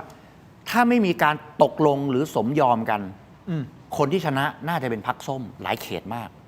แต่ส้มเนี่ยไม่เคยเข้าไปดูตรงนี้หรือแม้กระทั่งท่านเสรีพิสุทธิ์อาจจะเป็นบางเขตที่ท่านชนะก็ได้เพราะว่าท่านคะแนนนำแต่ว่าคะแนนของพรรคอื่นอีกสมมติยกตัวอย่าง2พรรคเนี่ยสองอันเนี้ยเขาได้ที่2กับที่3อ่ะท่านได้ที่1ท่านได้ 40% ที่2ได้28ที่3ได้30อย่างเงี้ยเกิดถึงเวลาเขาโยนคะแนนกันแล้วก็เอาคะแนนไปรวมกันพรรคหนึ่งซึ่งควรจะได้ 20,000 30,000 คะแนนไปเหลืออยู่หลักพัน 1,000 คะแนน แล้วอีก คือ พรรคหนึ่ง คอร์ดจนแห้งเลยแล้วอีกพักหนึ่งที่ควรจะได้ 20,000 โดด 40,000 ชนะข้ามหัวไปได้สสเนี่ยตรงเนี้ยมันขัดต่อกฎหมายเลือกตั้งขัดต่อรัฐธรรมนูญชัดเจนเพราะว่าไปตกลงสมยอมกัน ถ้ามีการไปดูตรงนี้นะซึ่งถ้าที่มองคร่าวๆจากตัวเลขทั้งหมดแต่ผมไม่ได้มีส่วนได้ส่วนเสียในเขตนั้น มันมีอยู่หลายเขตมาก ตั้งข้อเป็นข้อสงสัย หยิบตรงนี้มาเนี่ย โอเค มันกลายเป็นอะไร โอเค ที่เราเคยได้ยินคำที่เขาบอกอะไรนะโจรจะสามัคคีกันตอนปล้นแล้วมาทะเลาะกันตอนแบ่งสมบัติอะแต่ถ้าเกิดแบ่งสมบัติกันแล้วเนี่ยแม่งมาทะเลาะกันตอนแบ่งสมบัติเนี่ยแต่ถ้าแบ่งสมบัติกันแล้วเนี่ยแม่งชิบหายแล้วไอ้ที่ปล้นโดนจับได้หมดเลยว่าไปปล้นคะแนนเข้ามายังไงเนี่ยมันก็ต้องกลับไปนั่นอย่างเพราะฉะนั้นเนี่ยถ้าเกิดมีคนใดคนหนึ่งเนี่ยเอาเรื่องนี้มาเผยเนี่ยแล้วก็บอกเอาละในเมื่อหักหลังกันนะ lose situation คืออ่ะเจ๊งก็เจ๊งด้วยกันเลย ฉันเปิดเผย งั้นผมถามท่านปุ่นว่าคิดว่าพรรคกล้าทำจะร่วมรัฐบาลไหมนี่เป็นเทคนิคในการบีบ เป็นเทคนิคในการบีบ เราจะได้สุดท้าย แต่ จะได้ร่วมไหมในมุมมองของ คิดว่าจะได้ร่วมไหม ถ้าเกิดกฎเกณฑ์ณปัจจุบัน ท่าทีแสดงออกณปัจจุบันเนี่ยยังไม่มีน้ำหนักพอที่น้ำเงินจะตัดสินใจให้ร่วม เพราะว่าก็มีวิเคราะห์กันหลายสื่อก็คือจำนวนของรัฐมนตรีที่ได้เนี่ยแค่นี้มันก็เบียดกันมากแล้ว เบียดกันมากคือเข้ามาอีกอะจากหาร 7 หาร 8 มันกลายเป็นหาร 10 หาร 11 แล้วมีโควต้าคนกลาง 4-5 คนเข้ามาอีก ครับ เดี๋ยวถึงเวลาก็จะเหมือนสมัยลุงตู่อะที่มีคนกลางมีใครนะมีอดีตท่านสมคิดใช่ไหมอดีตรองนายกกับ4กุมารทั้งหมด5คนเข้ามาเบียดโดยที่ไม่มีสสอยู่ในมือสักคนหนึ่งอะในที่สุดพอใกล้เลือกตั้งก็โดนเบียดตกไปหมดเพราะว่าแต่ละมุ้งเขาอยากได้ตำแหน่ง เราลองไปดูแต่ละมุ้ง โอเค ในพรรคที่จะจัดตั้งรัฐบาลตอนนี้ดิ ฮะ นับมาเนี่ยถ้าตั้งให้ครบเนี่ยอาจจะต้องมีครม100 คนซึ่งจริงๆมันได้แค่35บวกนายกนะครับอ่ะคุณผู้ชมผมขออนุญาตไปต่อแล้วเดี๋ยวถามความคิดเห็นท่านเสรีพิสุทธิ์กับคุณสิทธาด้วยนะครับ เมื่อวานนี้ เพจอีเซียมขยี้เกษตรนะซึ่งเป็นเพจที่มักจะโพสต์เรื่องราวนะครับของร้อยเอกธรรมนัฐอยู่หลายครั้งคุณผู้ชมครับ แล้วก็ส่วนมากมักจะเป็นเรื่องที่ไปมามันเป็นเรื่องจริงนะคุณผู้ชมครับที่น่าสนใจคือเขาโพสต์ไว้ค่อนข้างยาวนะครับโดยมีใจความสำคัญดังต่อไปนี้นะครับประเด็นตรงนี้คุณผู้ชมมันคือที่มาของหัวข้อของเรานะครับมีไอ้โม่งฉวยจังหวะผู้กองธรรมนัฐไม่อยู่ย่องดีลดึงสสพรรคกล้าทำไปเข้าสังกัดด้วยผลประโยชน์อีเซียมเตือนดีลนี้นะครับเสี่ยงตายเพราะสสยังเหนียวแน่นและเป็นงูเขียวหางไหม้ที่มีพิษร้ายแรงสามารถแหว้งกัดคืนได้พร้อมกับเตือนด้วยนะครับว่าระวังถูกดักแฉด้วยคลิปเสียงหรือวิดีโอตอนเจรจาซึ่งอาจจะทำให้ไอ้โม่งดับอนาถทางการเมืองทันทีเอาแบบนี้แสดงว่ามีความพยายามในการที่จะหางูเห่างูเขียวกันแล้วใช่หรือไม่และจะดีลกันสำเร็จหรือเปล่าเราไม่แน่ใจเพราะคุณธรรมนัฐก็ไม่อยู่ซะด้วยนะครับแต่ก็มีนักวิเคราะห์หลายท่านก็พูดเหมือนกันนะฮะท่านเสรีพิสุทธิ์นะครับบอกว่าถ้าการเมืองอยู่ในสภาพแบบนี้นั่นหมายความว่าไม่ได้ร่วมรัฐบาลแล้วก็เขาบอกเหนียวแน่นใช่ไหมตอนเนี้ยสมาชิกเหนียวแน่นเนาะแต่พอวันเวลาผ่านไปการปรับคณะรัฐมนตรีก็ไม่มีเสียงใดๆทั้งสิ้นกลายเป็นว่าสุดท้ายก็อาจจะมีการดึงคนจากพรรคกล้าทำถูกดูดไปอยู่พรรคภูมิใจไทยได้ท่านเสรีพิสุทธิ์คิดยังไงกับประเด็นเรื่องของงูเขียวงูเห่าเนี่ยครับคือตอนนี้ผมก็ไม่รู้รายละเอียดนะข้อเท็จจริง แต่มันก็เป็นวิธีการดำเนินการทางการเมืองนะฮะเพื่อที่จะให้ตัวเองอยู่ได้ตัวเองมีกระแสขึ้นทำตามวัตถุประสงค์นะก็จะทำอย่างนู้นอย่างนี้อะไรต่างๆแต่ณวันนี้นะพี่ก็พูดเลยว่าเมื่อกี้ออกรายการกับคุณไหมสิริกัญญานะรายการคุณอ๊อฟคุณไหมก็แหมเป็นไม่ใช่สุภาพบุรุษนะเพราะแกเป็นผู้หญิงอ่ะแกก็บอกยอมแพ้แล้วยอมแพ้ไม่คิดอะไรมากแล้วก็ปล่อยให้ภูมิใจไทยเขาจัดรัฐบาลไปแต่พี่มันคิดแบบลูกผู้ชายยังไงครับคิดลูกผู้ชายในเวทีการเมืองเนี่ยมีพรรคต่างๆเนี่ยนะมันมีไหมที่บริสุทธิ์ยุติธรรมอะไรมีดำเทาๆมีอะไรแต่เยอะแยะไปหมดเลยใช่ไหมครับในพรรคพี่อาจจะไม่มีเลยเพราะมันมีคนเดียวเนี่ยไม่ได้ซื้อเสียงอะไรไอ้พรรคใหญ่ๆน่ะเท่าทั้งนั้นเลยเพราะฉะนั้นก็มีพรรคเร็วมากเร็วที่สุดเร็วมากเร็วน้อยเร็วอะไรอย่างเงี้ยนะเรียงต่ำมาใช่ไหมตอนนี้เมื่อสมการมันออกตัวเลขมาแบบนี้นะแล้วคุณหมายผมว่าคุณไม่ค่อยได้ซื้อเสียงเท่าไหร่หรอกใช่ไหมกระแสมันก็เป็นอย่างนั้นจริงๆนะเพราะฉะนั้นคุณยอมแพ้ได้ไงอ่ะใช่ไหมเรามาช่วยกันที่ขจัดไอ้พรรคที่แย่ที่สุดออกไปใช่ไหมขจัดเพราะฉะนั้นก็ทำไงล่ะตอนนี้เขาจัดเหรอภูมิใจไทยเพื่อไทยแล้วพรรคเล็กๆใช่ไหมก็ไปเอาเพื่อไทยมาที่เจรจากันแล้วก็มาอยู่ฝั่งนี้ใช่ไหมถ้าเพื่อไทยมาอยู่ ฝ่ายนี้นะ อ่า มันก็เหลือจาก 298 ลบ 74 เหลือ 224 จัดรัฐบาลไม่ได้แล้ว ฮะ ถึงแม้ไปเอาประชาธิปัตย์มาอีก 22 ก็ได้ 246 ก็จัดไม่ได้ ครับ แต่ทางนี้มัน 202 ใช่ไหมฮะ 202 เพราะเสรีรวมไทยอยู่ฝากนี้นี่ใช่ไหม202 คุณไปเอาเพื่อไทยมา 74 บวกไป 276 แล้วใช่ไหม เกินครึ่งหนึงแล้ว อ่า ก็จัดตั้งรัฐบาลได้ ใช่ไหมถึงประชาธิปัตย์จะถูกดึงไปก็เหลือ 254 ยังเกินขึ้นอีกใช่ไหมเพราะฉะนั้นเนี่ยทำไมไม่ลองทำคุณก็ตกลงกันที่ เพื่อไทยจะเป็นนายก หรือคุณจะเป็นนายกเท่งจะเป็นนายก อันนี้คืออีกทางเลือกหนึ่งเลยนะ ใช่ไหม ทางเลือกหนึ่งเลยนะ คุณตกลงกันให้ได้สิใช่ไหม โอเค แค่นี้เอง ฮะ ใช่ไหมหรือจะเอาง่ายๆตอนนี้เพื่อประชาชน ฮะ มากกว่าใช่ไหม ฮะ ขอเป็นนายกก่อนได้ไหม ครับ แต่ถ้าเท้งถูกตัดสิทธิ์ ฮะ เพราะเรื่องมาตรา 112 อะไรเนี่ย ฮะ ให้เพื่อไทยเป็น โอเค ก็ทำข้อตกลงกันดิ โอเค เพื่อไทยยอมไหม อะไรอย่างเงี้ยก็คุยกันไปดิไม่ใช่วันนี้ยอมแพ้แล้ว โอเค ท่านเสรีบอกว่าอย่าเพิ่งยอมแพ้ ใช่ ถ้าเป็นเราจะลุยแบบนี้ ต้องลุย แนะแนวว่าน่าจะเป็นทางนี้อีกทางเลือกหนึ่ง ยัง นะครับ บอกให้ดูหนังสือพี่เลย พี่ยังไม่ยอมแพ้ใครเลยเนี่ย โอเค ถ้ายอมแพ้ไม่ได้เป็นพบตรหรอก นั่นแหละคุณผู้ชมครับเดี๋ยวผมขออนุญาตพักสักครู่นิดเดียวฮะท่านเสรีพิสุทธิ์กับผู้พันปุ่นครับคิดเห็นอย่างไรกับเรื่องของงูเขียวหางไหมรวมถึงเซอร์ไพรส์เขาบอกว่าท่านธรรมนัฐอาจจะมีเซอร์ไพรส์ในวันพรุ่งนี้นะฮะวันที่ 25 ที่ท่านกลับมาที่ประเทศไทยจากฟินแลนด์แล้วนะครับและเซอร์ไพรส์นั้นคิดว่าจะเป็นอะไรพักสักครู่ครับช่วงหน้ากลับมาติดตามครับ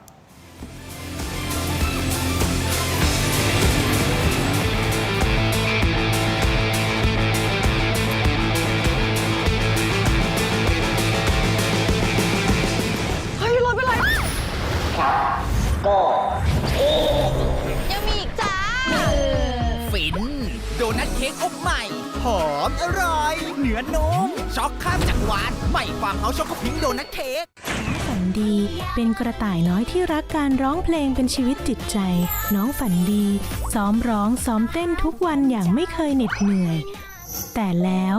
เรื่องไม่คาดฝันก็เกิดขึ้นก่อนวันแข่งเพียงวันเดียว ยามี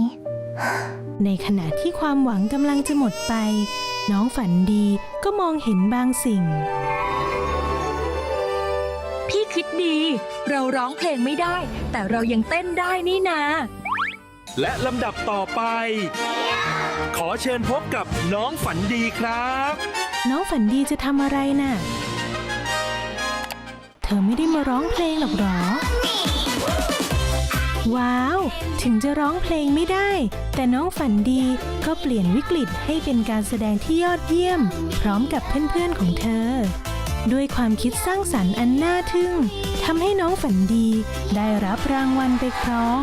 และที่สำคัญที่สุด เธอยังได้เรียนรู้บทเรียนอันมีค่าอีกด้วย เมื่อแผนหนึ่งไม่สำเร็จ เราก็สร้างแผนใหม่ได้เสมอค่ะ อย่ายอมแพ้นะครับ จำไว้นะคะเด็กๆ ทุกปัญหามีทางออกเสมอ ขอแค่เราไม่ยอมแพ้ ดูนิทานย้อนหลัง อ่านอีบุ๊กสนุกๆ ทำตารางเรียนออนไลน์ฟรี ค้นพบโลกแห่งจินตนาการไร้สิ้นสุดได้ที่ herodigital.com/kidsfun แล้วเจอกันนะ น้องฝันดี อยากทานแหนมเนืองไม่ต้องไปถึงถิ่น Thailand Postmart พร้อมเสิร์ฟแหนมเนืองตัวท็อป 2 แบรนด์ดัง การันตียอดขาย ส่งตรงถึงบ้านคุณ แดงแหนมเนืองจากจังหวัดหนองคาย และวีทีแหนมเนืองจากจังหวัดอุดรธานี คัดสรรสินค้าตัวท็อป พร้อมเสิร์ฟความอร่อยสดใหม่ สนใจสินค้าสั่งซื้อได้ที่เว็บไซต์และแอปพลิเคชัน Thailand Postmart ตัวท็อปใกล้ๆส่งให้ถึงมือ อยากทานแหนมเนืองไม่ต้องไปถึงถิ่น Thailand Postmart พร้อมเสิร์ฟแหนมเนืองตัวท็อป 2 แบรนด์ดัง การันตียอดขาย ส่งตรงถึงบ้านคุณ แดงแหนมเนืองจากจังหวัดหนองคาย และวีทีแหนมเนืองจากจังหวัดอุดรธานี คัดสรรสินค้าตัวท็อป พร้อมเสิร์ฟความอร่อยสดใหม่ สนใจสินค้าสั่งซื้อได้ที่เว็บไซต์และแอปพลิเคชัน Thailand Postmart สนับสนุนโดย Lift Up Your Life สร้างสรรค์ความสุขให้ชีวิต Seagull Electric กลับมากันต่อนะครับรายการถกไม่เถียงยังอยู่กับท่านสิทธานะฮะและท่านเสรีพิสุทธิ์นะครับพูดคุยกันต่อเลยนะครับผู้ชมครับเอาละเรื่องของความคิดเห็นของท่านเสรีพิสุทธิ์ก็พูดชัดเจนบอกว่าเอ๊ะถ้าอย่างเงี้ยพรรคประชาชนทำไมไม่ลองคิดมุมกลับล่ะเอาตัวเอง แล้วก็ลองเชิญเพื่อไทยแล้วก็มาจัดตั้งรัฐบาลร่วมกันสู้กับภูมิใจไทยแล้วเดี๋ยวท่านเสรีพิสุทธิ์จะไปอยู่ด้วยนี่คือแนวทางหนึ่งสู้จนวินาทีสุดท้าย ใช่ ไม่ใช่ที่ท่านเสรีพูดนะ ไม่ใช่ กับคุณไหมสิริกัญญาเนี่ย ใช่ ผมก็ดูเหมือนกันนะฮะแต่คุณไหมสิริกัญญาบอกว่าเฮ้ยแต่ตามธรรมเนียมแล้วมันก็ต้องให้พรรคอันดับหนึ่งเป็นคนจัดตั้งรัฐบาลจะมาจัดแข่งได้ยังไง ถ้ามีใครไม่ดีเป็นโจรเราก็ปล่อยไปเหรอเราต้องสู้ โอเคนี่คือมุมของท่านใช่ไหม ก็บอกแล้วมีเร็วที่สุดเร็วมากเร็วน้อยไง เราต้องขจัดเร็วที่สุดออกไปก่อน โอเค เข้าใจไหม ตัดออกไปก่อนงี้ ใช่ไหมไม่งั้นเร็วที่สุดก็ยังอยู่คุมอยู่ อ่า ใช่ไหม โอเคงั้นผมกลับมาที่คุณสิทธาหน่อยนะครับคุณสิทธาครับประเด็นเรื่องของเพจอีเซียมขยี้เกษตรนะที่ออกมาบอกว่ามีงูเห่าอาจจะมีงูเขียวนะครับไปพูดคุยกับคุณสิทธามองในประเด็นนี้อย่างไร และเพิ่มเติมนะก่อนที่จะไหนๆก็ถามแล้วนะครับอีเซียมขยี้เกษตรเพจนี้ก็ยังมีโพสต์เพิ่มเติมบอกว่าให้จับตาวันที่ 25 กุมภาพันธ์นี้คุณผู้ชม ผู้กองคัมแบ็กกระทรวงชาร์จแบตดูแสงเหนือกลับมาเที่ยวนี้มีหนาวพักรบไปซบยุโรปกลับมาปุ๊บกระทรวงจะลุกเป็นไฟหรือเปล่ารอลุ้นของฝากจากแดนไกลนี่โพสต์แบบนี้ 10 โมงเช้าพรุ่งนี้ที่กระทรวงเกษตรและสหกรณ์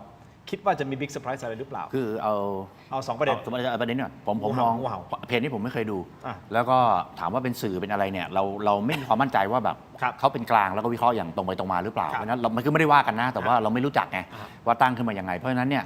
จะเอาอันนี้มาเนี่ยกับดูในโทนเสียงของเพจเนี่ยมันก็จะพอจะเห็นว่าน้ำหนักเอียงไปทางด้านไหนบ้าง ครับ ผมเอาเป็นว่าผมขอพูดโดยรวมแล้วกัน ครับ โดยรวมว่าสิ่งที่น่าจะเกิดขึ้นตอนเนี้ยอย่างครมที่จัดตั้งเนี่ยบางคนก็บอก 291 296 98 อะไรก็แล้วแต่ก็อยู่ที่พรรคเล็กที่สวิงไปสวิงมาเนี่ย ครับ กับอีกฝ่ายคือ 200 ต้นๆ ถูกไหมบอกว่าความน่าจะเป็นที่จะเกิดขึ้นเนี่ยอะไรจะเกิดขึ้นได้มากที่สุด ถ้าถามผมเนี่ยน้ำหนักที่เกิดขึ้นมากที่สุดก็คือเขาคงจัดตั้งแบบนี้แหละ โอกาสที่ความน่าจะเป็นมากที่สุดนะแต่อาจจะไม่เกินครึ่งนึงสมมติอาจจะเป็นสัก 45%โอกาสออกอย่างนี้ได้ ถัดมาเป็นลำดับที่ 2 อาจจะสัก 30 กว่า%ที่น่าจะออกได้คืออะไร ผมยังมองว่าที่อีกฝั่งหนึ่งจะจับมือกันโดยที่เพื่อไทยย้ายกลับมาเนี่ย ย้ายฝั่ง โดยที่ทำให้อีกฝั่งได้เป็นรัฐบาลเลยอย่างที่ท่านเสรีประมาณเนี้ยที่บอกเนี่ยโอกาสเกิดขึ้นเนี่ยอาจจะยังน้อยกว่ากรณีที่พอเขาจะแพ้เขาก็ไปตกลงกันน้ำเงินเขียวเหมือนเดิมเราไม่ได้หักหลังกันล้อเล่นหยอกกันหน่อยกลับมาเถอะ แต่ก็ไม่ได้แปลว่า ไป สิ่งที่ท่านเสรีพิสุทธิ์พูด อ่ะ จะไม่มีโอกาส ก็มีทีนี้ผมถึงบอกว่า priority แรกเยอะที่สุดก็คือจัดตั้งไปแบบนี้แหละ อ่ากั กับ 2 คือกล้าทำโดยใช้อย่างที่ผมบอกตอนแรกไก่เห็นตีนงูงูเห็นนมไก่ แล้วมีประเด็นอะไรที่มันแรงๆมากๆทำให้เปลี่ยนใจได้ ผมยกตัวอย่างเช่น ตอนที่กล้าทำก่อนที่จะมีพรรคกล้าทำแล้วเป็นงูเห่าเนี่ยอยู่ในพลังประชารัฐใช่ไหมแล้วก็ 20 กว่าคนที่จะออกจากพรรคออกมาเนี่ยถ้าเราตอนแรกคือยังไงเขาก็ไม่ขับออกนะท่านเสรีท่านเป็นเจ้าของพรรคมีลูกน้องอยู่3 40 50 60 คนเท่าแล้วแต่เนี่ยแล้วเกิดทรยศหักหลังหรือว่าไม่เอาท่านแล้วบอกว่าเขาจะแยกไปตั้งพรรคกัน25 คน ท่านจะขับเขาออกจากพรรคไหมมันไม่มีใครขับ เพราะขับก็คือไปสนับสนุนให้เขาตั้งพรรคมาแข่งถูกไหมเขาก็มาไม่เอาก็มีข่าวว่าเดี๋ยวจะมีการเรื่องนู้นเรื่องนี้มีเปิดประเด็นเรื่องนู้นเรื่องนี้ออกมาพอเปิดประเด็นเสร็จปุ๊บอีกวันหนึ่งทั้งพรรคยอมขับให้หมดทุกคนเลยก็คือยอมเลยก็คือว่า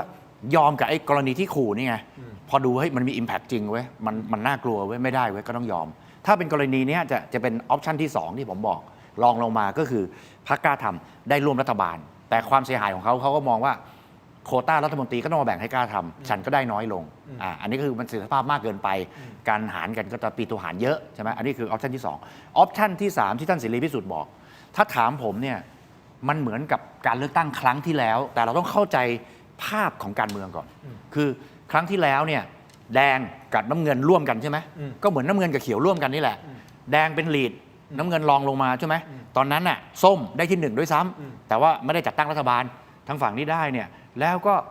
รวมกันปรากฏว่าพอรวมกันไปสักพักหนึ่งทะเลาะกันแยกมหาดไทยต่างฝ่ายต่างไม่ยอมแดงเป็นพรรคใหญ่น้ำเงินเป็นพรรครองน้ำเงินบอกฉันสู้ไม่ถอยฉันไม่ยอมฉันยอมเป็นฝ่ายค้านปรากฏว่าพอโดนตัดสิทธิ์คุณแพทองทานโดนตัดสิทธิ์ปั๊บมีโหวตใหม่มีคนกระจายกลับมาเลือกพรรคน้ำเงินได้จัดตั้งรัฐบาลแล้วก็มีพรรคประชาชนไปสนับสนุนพรรคน้ำเงินได้จัดตั้งรัฐบาลถูกไหมครั้งนี้ภาพไม่ได้แตกต่างกันเท่าไหร่ก็คือกลายเป็นว่าน้ำเงินเป็นใหญ่แดงเป็นรองสลับกันแล้วนะตอนนั้นแดงเป็นใหญ่น้ำเงินเป็นรองในฝั่งเดียวกันถูกไหมน้ำเงินเป็นใหญ่แดงเป็นรองถ้าเกิดทำอย่างที่ท่านเสรีพิสุทธิ์บอกก็คือพรรคที่อยู่ตรงกลางเนี่ย หรือเพื่อไทยหรือเพื่อไทยเนี่ยบอกเลยบอกเฮ้ยฉันโดดอีกฝั่งเลย แล้วสามารถจะต่อรองได้ด้วยว่าขอฉันเป็นรัฐบาล เป็นเพื่ออะไรยังพูดหล่อๆได้อาจจะได้คะแนนกลับมาถล่มทลายเราอย่าลืมว่าพรรคภูมิใจไทยก่อนหน้านี้เขามีปาร์ตี้ลิสต์อยู่แค่2 คน 3 คนถูกไหมตอนนี้ได้มาเพียบเพราะอะไรเพราะเขาแสดง leadership ไงแสดงจุดยืนแล้วก็แสดงจะเรื่องแฮกระบบหรืออะไรก็แล้วแต่เนี่ยทำจนกระทั่งได้เป็นรัฐบาล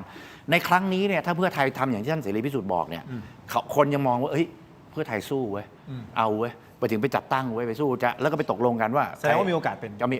ถ้าเป็นไปแบบนี้แต่ว่าถามผมอ่ะยังเป็นอันดับที่3โอเค 1 ความเป็นไปได้อันดับ3 1คือเลือกแบบปัจจุบันนี้ที่เห็นอยู่2กล้าทำโดดไปร่วม3คือกลับมาแบบนี้แต่บอกก่อนนะฮะถ้าเป็น1หรือ2ในครั้งหน้าเลือกตั้งครั้งหน้าถ้ามองยาวๆเนี่ยผมว่าเพื่อไทยจะลำบากเพราะเพื่อไทยเนี่ยคะแนนเสียงอยู่ในกลุ่มเดียวกับภูมิใจไทย แล้วพอภูมิใจไทยเป็นลีดมากๆแล้วเพื่อไทยยอมตลอดโดยที่ไม่สู้กลับเหมือนภูมิใจไทยที่เคยได้ เพื่อไทยก็จะค่อยๆมาลายจะค่อยๆหาย แล้วแต่ว่าเขาจะมองใกล้หรือมองไกลอย่างนี้นะฮะท่านเสรีพิสุทธิ์ครับเขาบอกว่าถ้าสมมติเกิดภูมิใจไทยเตะพรรคกล้าทำไปอยู่ฝ่ายค้านเขาบอกว่างานนี้หนาวนะเพราะว่ากล้าทำอาจจะมีข้อมูลที่ออกมาแฉหนักเลยนะเพราะฉะนั้นตรงนี้เป็นอีกจุดหนึ่งหรือเปล่าที่ทำให้ภูมิใจไทยต้องคิดหนักเลยว่าจะเตะพรรคกล้าทำไปอยู่ฝ่ายค้านหรือเปล่าท่านเสรีพิสุทธิ์คิดยังไงคุณผู้ชมขออนุญาตนะฮะเดี๋ยวเราไปต่อกันในออนไลน์สแกน QR Code หน้าจอนะครับ YouTube คือเทโรดิจิทัล Facebook คือถกไม่เถียงเดี๋ยวไปฟังท่านเสรีพิสุทธิ์วิเคราะห์ในประเด็นนี้นะครับว่าสุดท้ายจะมีข้อมูลลับที่ท่านธรรมนัสพรหมเผ่าถืออยู่และพรุ่งนี้จะมีบิ๊กเซอร์ไพรส์อะไรเดี๋ยวไปฟังท่านในออนไลน์รวมถึงคุณสิทธาด้วยนะครับขอบคุณท่านในทีวีก่อนนะครับขอบคุณครับเจอกันในออนไลน์ถกไม่เถียงครับสวัสดีครับ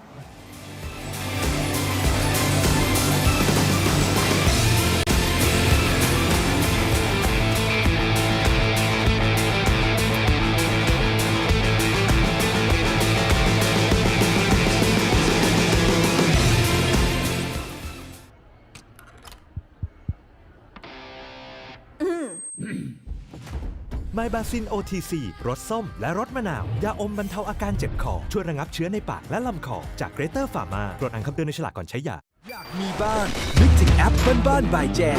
มีซับให้เลือกมากกว่า 5,000 รายการ ดาวน์โหลดได้แล้ววันนี้ ทั้งระบบ iOS และ Android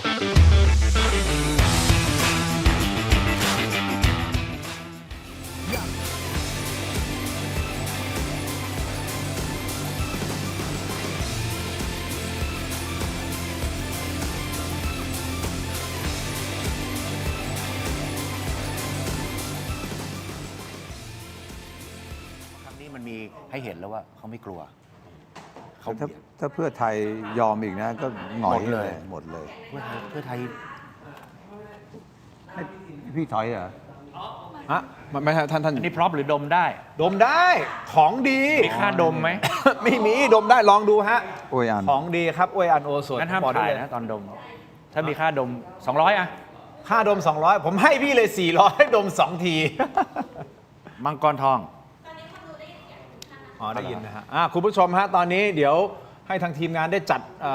ร้านขายของชำของผมก่อนนะฮะมีคนแซวเข้ามาผมเป็นร้านขายของชำคือต้องขอบคุณเหล่าสปอนเซอร์ที่เขาสปอนเซอร์เข้าอยู่ได้ด้วยของชำนี่แหละใช่ครับอยู่เพราะรายการเราอยู่ได้เพราะของชำนะฮะขอบคุณมากๆเลยนะครับก็เติมกันเข้ามาหน่อยนะฮะมีเพื่อนบอกเพื่อนมีญาติบอกญาตินะครับโหวตกันเข้ามาด้วยคุณคิดว่าพรรคกล้าทำจะได้ร่วมรัฐบาลหรือไม่ความคิดของท่านนะฮะเติมเข้ามานะจากการติดตามข่าวสารแต่เท่าที่เราพูดคุยกันอยู่เนี่ยมันก็ดูไปได้ออกมาทุกทางเหมือนกันเนาะ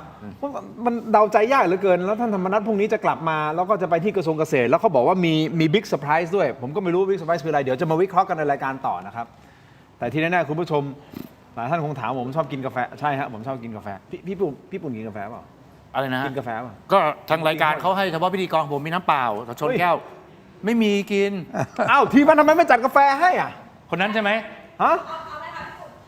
ไม่เอาเดี๋ยวรับเปล่ามันไม่มีกาแฟนี่ท่านเสรี80หรือยังหรือจะ80แล้ว78แข็งแรงอยู่ออกมาแอคทีฟอยู่อันนี้คือท่านออกกำลังกายตั้งแต่หนุ่มตั้งแต่เด็กอะโทษนะด้วยความเคารพท่านนอนวันละกี่ชั่วโมงก็นอนตี 1ตื่น2 โมงเช้าโอ้ก็7 ชั่วโมง6-7 ชั่วโมงก็ถือว่าไม่ได้มากแล้วก็ไม่ได้น้อยก็ได้ออกกำลังทุกวันแล้ววันนี้ไม่ได้ออกเพราะว่าติดเดี๋ยวงานต่อไง ออกกำลังนี่คือหมายถึงว่าไปวิ่งไปอะไร แต่ก่อนวิ่งพอ ฮะ โควิด อ่า ก็เลยเปลี่ยนมาเดินนะ อ๋อเดินดีกว่านะ อ่า เข่ามันจะไม่ได้ พี่ไม่เป็นเนี่ย อ๋อ พี่นักกีฬาเข่าก็ไม่เจ็บ ฮะ แต่ก่อนวิ่งวันละ10 ใช่ไหม โอ้โห 15 นะ ฮะ มันถึงแข็งแรง แล้ว แต่พอมาแย่ตอนติดโควิดเนี่ยน้ำท่วมปอด อ๋อโอ้โหนั่นหนัก ตอนนั้น นะครับ ออกซิเจนพี่เหลือ 75 เองนะ 75เหรอฮะ ใช่ นั่นน้อยมากนะ ปกติ 90 กว่าต้อง 90 อัพ ใช่ ขึ้นไป ใช่ งั้นนะ ใช่ครับ พี่เหลือ 75 เอง อุ้ย แล้วพี่ก็ฟิตร่างกายมาเรื่อย ฮะ อย่างนี้ก็สบาย โทษนะฮะแล้วอาหารการกินล่ะครับนิดเดียวสั้นๆก่อนที่ผมจะนี่ผมสนใจ ทา นะ น เพราะว่า ป ผ ก ม ติ ก็อยากจะดูแลตัวเองพี่ปุ่นเราต้องดูแลตัวเองนะจะได้แข็งแรงนะ ตามปกตินะ อาหารเช้าเบรกฟาสต์ นิดหน่อยเอง มีแบบพวกทานกาแฟชาเชอร์ มีฮะครับ อ๋อมี ฮะ แต่พยายามจะไม่กินมันอะไรอย่างงี้ป่ะ ฮะ ของทอดอะไรพวกนี้ ครับ ดีนะพี่ปุ่นเรา ข้อสำคัญออกกำลังนะเร็วๆนี้นะผบก่อนพี่ก็ล้มตาย มาเพื่อนพี่ล้มตายนะของพี่เนี่ยโดนหมากระชากจากถนนฟากนี้ไปฟากนู้นนะพี่ยังไม่เป็นไรเลย โอ้ เพราะเรานักกีฬาเราล้มเป็น โอ้ เราออกกำลังใช่ไหม โอ้โห นะไอ้นั่นแค่ล้มตาย แต่ทางที่ดีเราอย่าล้มเลยนะฮะ ใช่ เพราะมันอันตรายเหมือนกัน ใช่ อ่ะโอเคทีมงานพร้อมยังโอเคครับคุณผู้ชมผู้คุยกันต่อครับมาครับ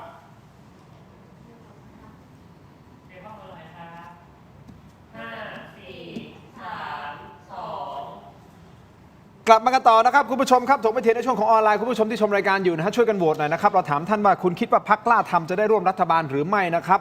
ได้ร่วมไม่ได้ร่วมไม่แน่ใจโหวตเข้ามาหน่อยนะครับตอนนี้ประมาณสัก 4-5,000 โหวตนะคุณผู้ชมครับยังอยู่กับท่านเสรีพิสุทธิ์เตมียเวทครับท่านหัวหน้าพรรคเสรีรวมไทยนะครับรวมถึงท่านอดีตโฆษกรัฐบาลนะครับนาวากาตรีสิทธาธิวารีนะครับหรือผู้พันปุ่นนะครับคุณผู้ชมพูดคุยกันต่อเนื่องนะฮะเดี๋ยวอาจจะตรงนี้อาจจะให้ท่านเสรี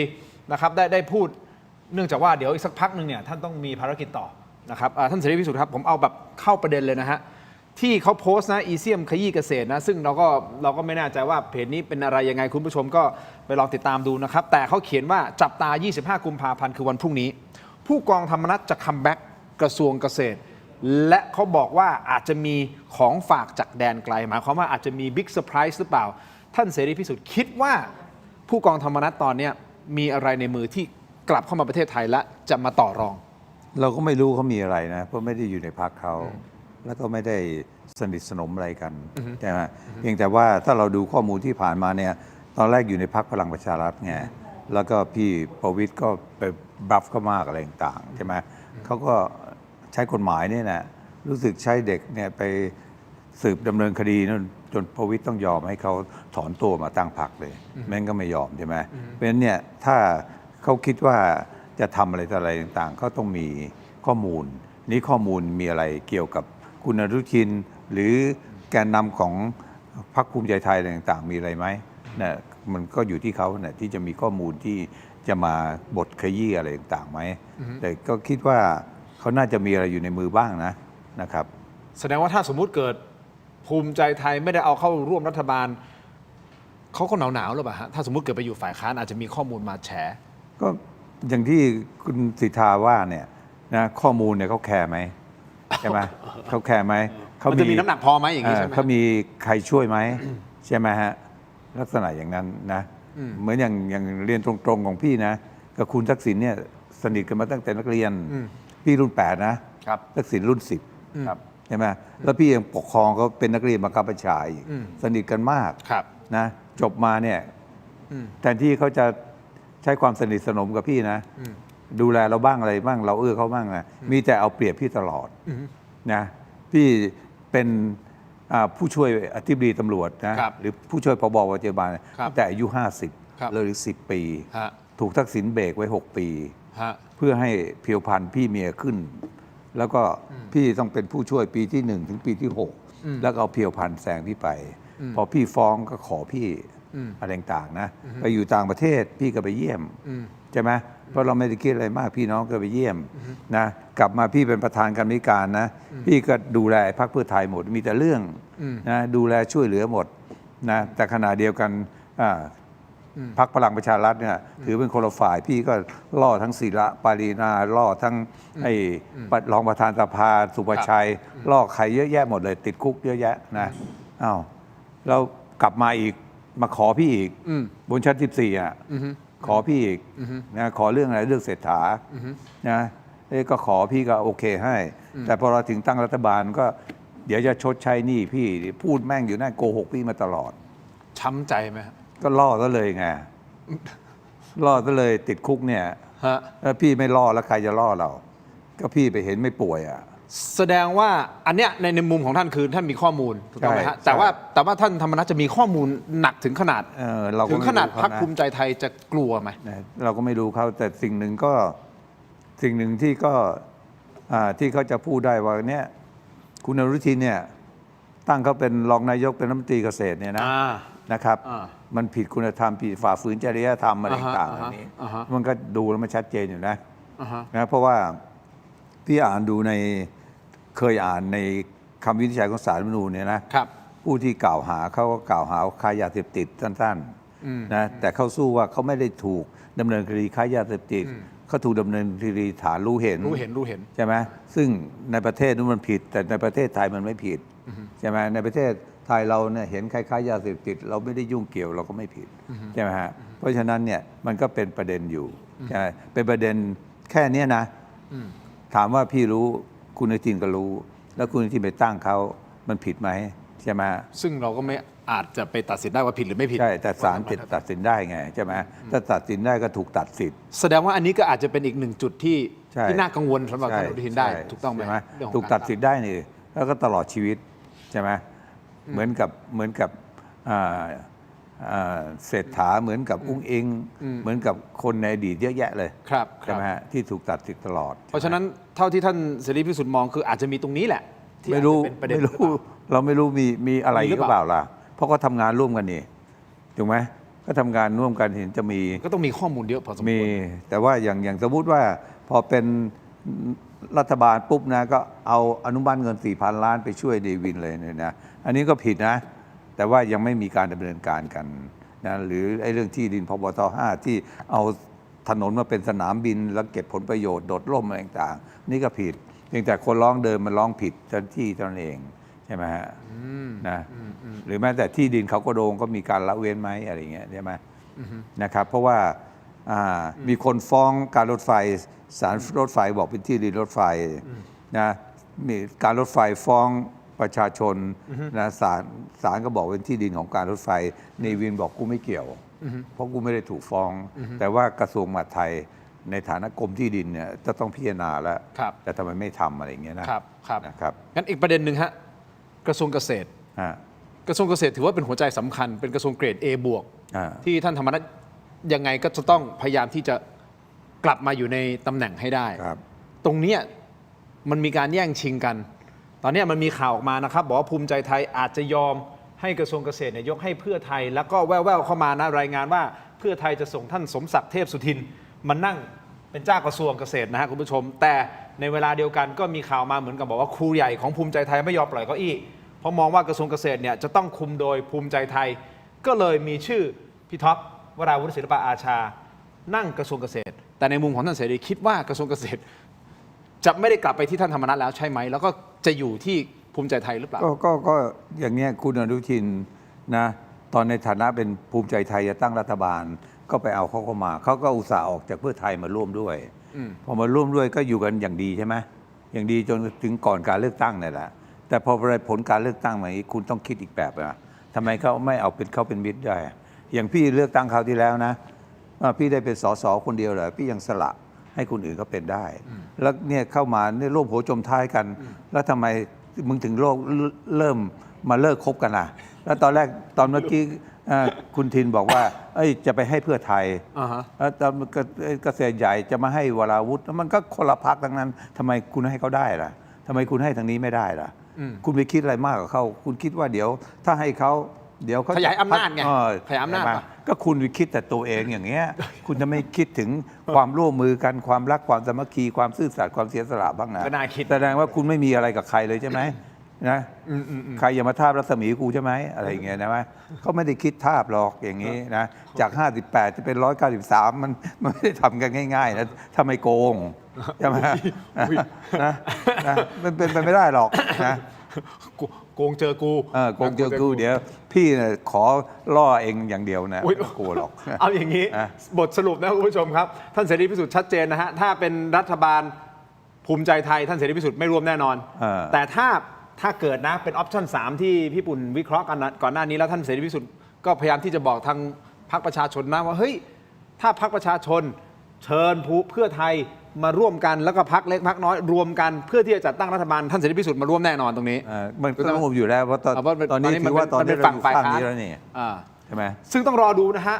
สมการนี้มันจะเกิดขึ้นได้หรือไม่อย่างไรคุณผู้ชมครับแต่ที่แน่ๆท่านเสรีพิสุทธิ์ตอนนี้ภารกิจต่อเนื่องต้องส่งท่านก่อนนะฮะแต่ก่อนที่ท่านไปผมขออนุญาตไหนๆก็มีของสปอนเซอร์แล้วเดี๋ยวผมค่อยขายของต่อนะแต่ผมจะมอบให้ตอนนี้ก่อนเลยนะครับท่านเสรีพิสุทธิ์ครับขออนุญาตนะฮะนี่คือนะครับไมบาซินนะครับเป็นอมซินพลัสนะครับยังมีนะยาดมสมุนไพรตามังกรทองจากอ้อยอันโอสถนะครับ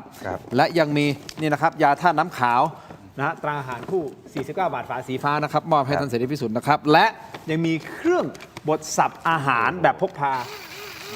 อันนี้ของ Seagull Electric นะครับเครื่องใช้ไฟฟ้าขนาดเล็กที่ตอบโจทย์ทุกการใช้งานนะค วัน รั นั้นเชิญมาบ่อยๆนะฮะ จะได้มีของนี่เนาะเดี๋ยวท่านเสรีพิสุทธิ์นะครับทีมงานมาช่วยท่านเลยฮะขออนุญาตนิดนึงเดี๋ยวท่านต้องไปภารกิจต่อนะครับอันนี้จากบริษัทสะดวกสะอาดปลอดภัยจำกัดนะครับคือผู้ผลิตผงซักฟอกนะของแบรนด์ไทยแท้เลยนะครับในร้านค้าชั้นนำมากมายอ่ะได้ออกทีวีแล้วนะจูนะสบายใจนะอันนี้มอบให้ท่าน ขอบคุณมากนะครับ โอกาสหน้ากลับมาสนทนากันใหม่ ได้ครับ ขอบคุณมากนะครับ ดีครับ ท่านครับ ขอบคุณนะครับ ผมอันนี้ผมไม่ได้ส่งแล้วนะครับเดี๋ยวให้ทีม ครับ งาน โอเคครับ ชอบครับขอบคุณท่านเสรีพิสุทธิ์มากๆครับทีมงานช่วยหน่อยครับโอเคครับขอบคุณมากครับท่านครับขอบคุณครับท่านครับอ่ะคุณสิทธา now it's time for you and me โอเค ถึงคุณกับผมแล้ว ถึงกี่โมงตอนนี้ อ่ะ 4 โมง 4ตอนนี้ 4:44 CCC เดี๋ยวจัดให้ผมคุยสัก 20 นาที ได้เท่าไหร่ 30 นาที เพราะว่าตอนนี้เข้าแบบเนื้อๆก็สิ่งที่ผมท่านคุยกับท่านเสรีพิสุทธิ์นะครับ คิดว่าพรุ่งนี้คัมแบ็กของท่านผู้กองธรรมนัฐจะมีอะไรเซอร์ไพรส์ไหม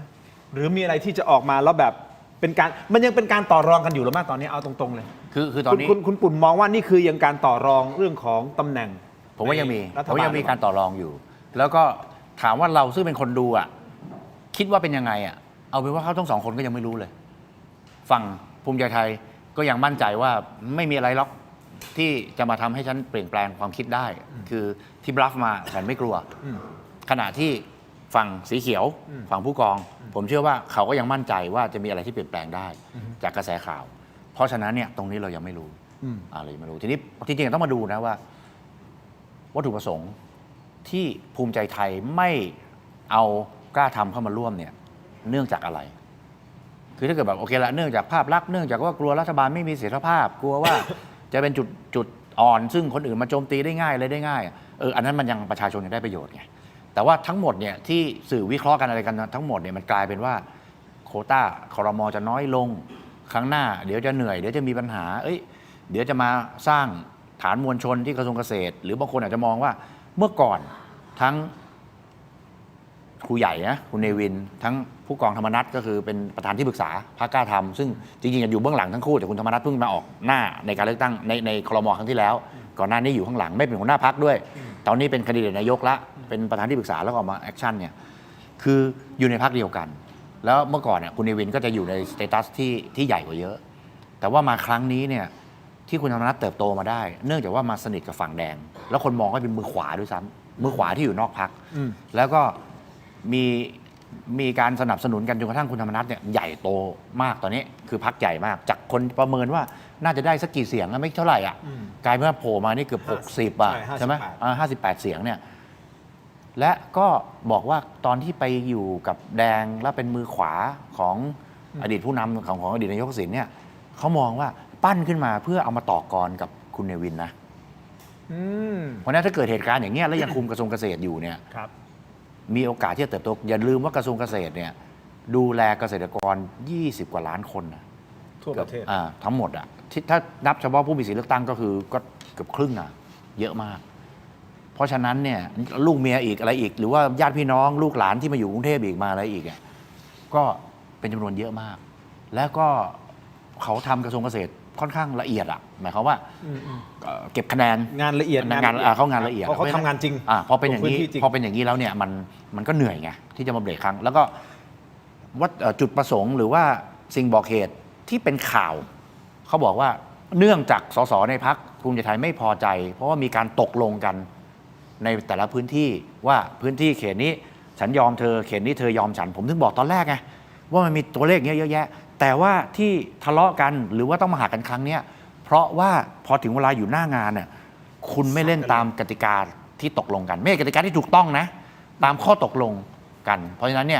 ยก็เบรกตัดไฟแต่ต้นลมซะดีกว่าเขตหนึ่งที่ผมประหลาดใจและเซอร์ไพรส์ก็คือที่สุพรรณบุรี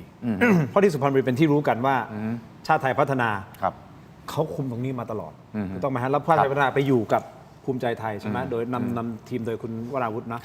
แต่มันมีพื้นที่หนึ่งที่กลายเป็นกล้าทำตอนแรกที่ผลออกมาผมยังตกใจเลยเฮ้ยคือบางพื้นที่ซึ่งมันเจาะพื้นที่มันแบบ สุพรรณอ่ะโหแบบแล้วศัพท์ที่วัยรุ่นแล้วก็รู้เรื่องแบบเหมือนแบบไปฉีดรถหัวใจเขาอะคือแบบเขตที่มันมีนัยยะสำคัญว่าเขาต้องชนะเนี่ยแล้วอาจจะมีการตกลงกันว่าเขตนู้นคุณเอาไปแล้วถึงเวลาถ้าเกิดในมุมที่เขาบอกอะก็คือ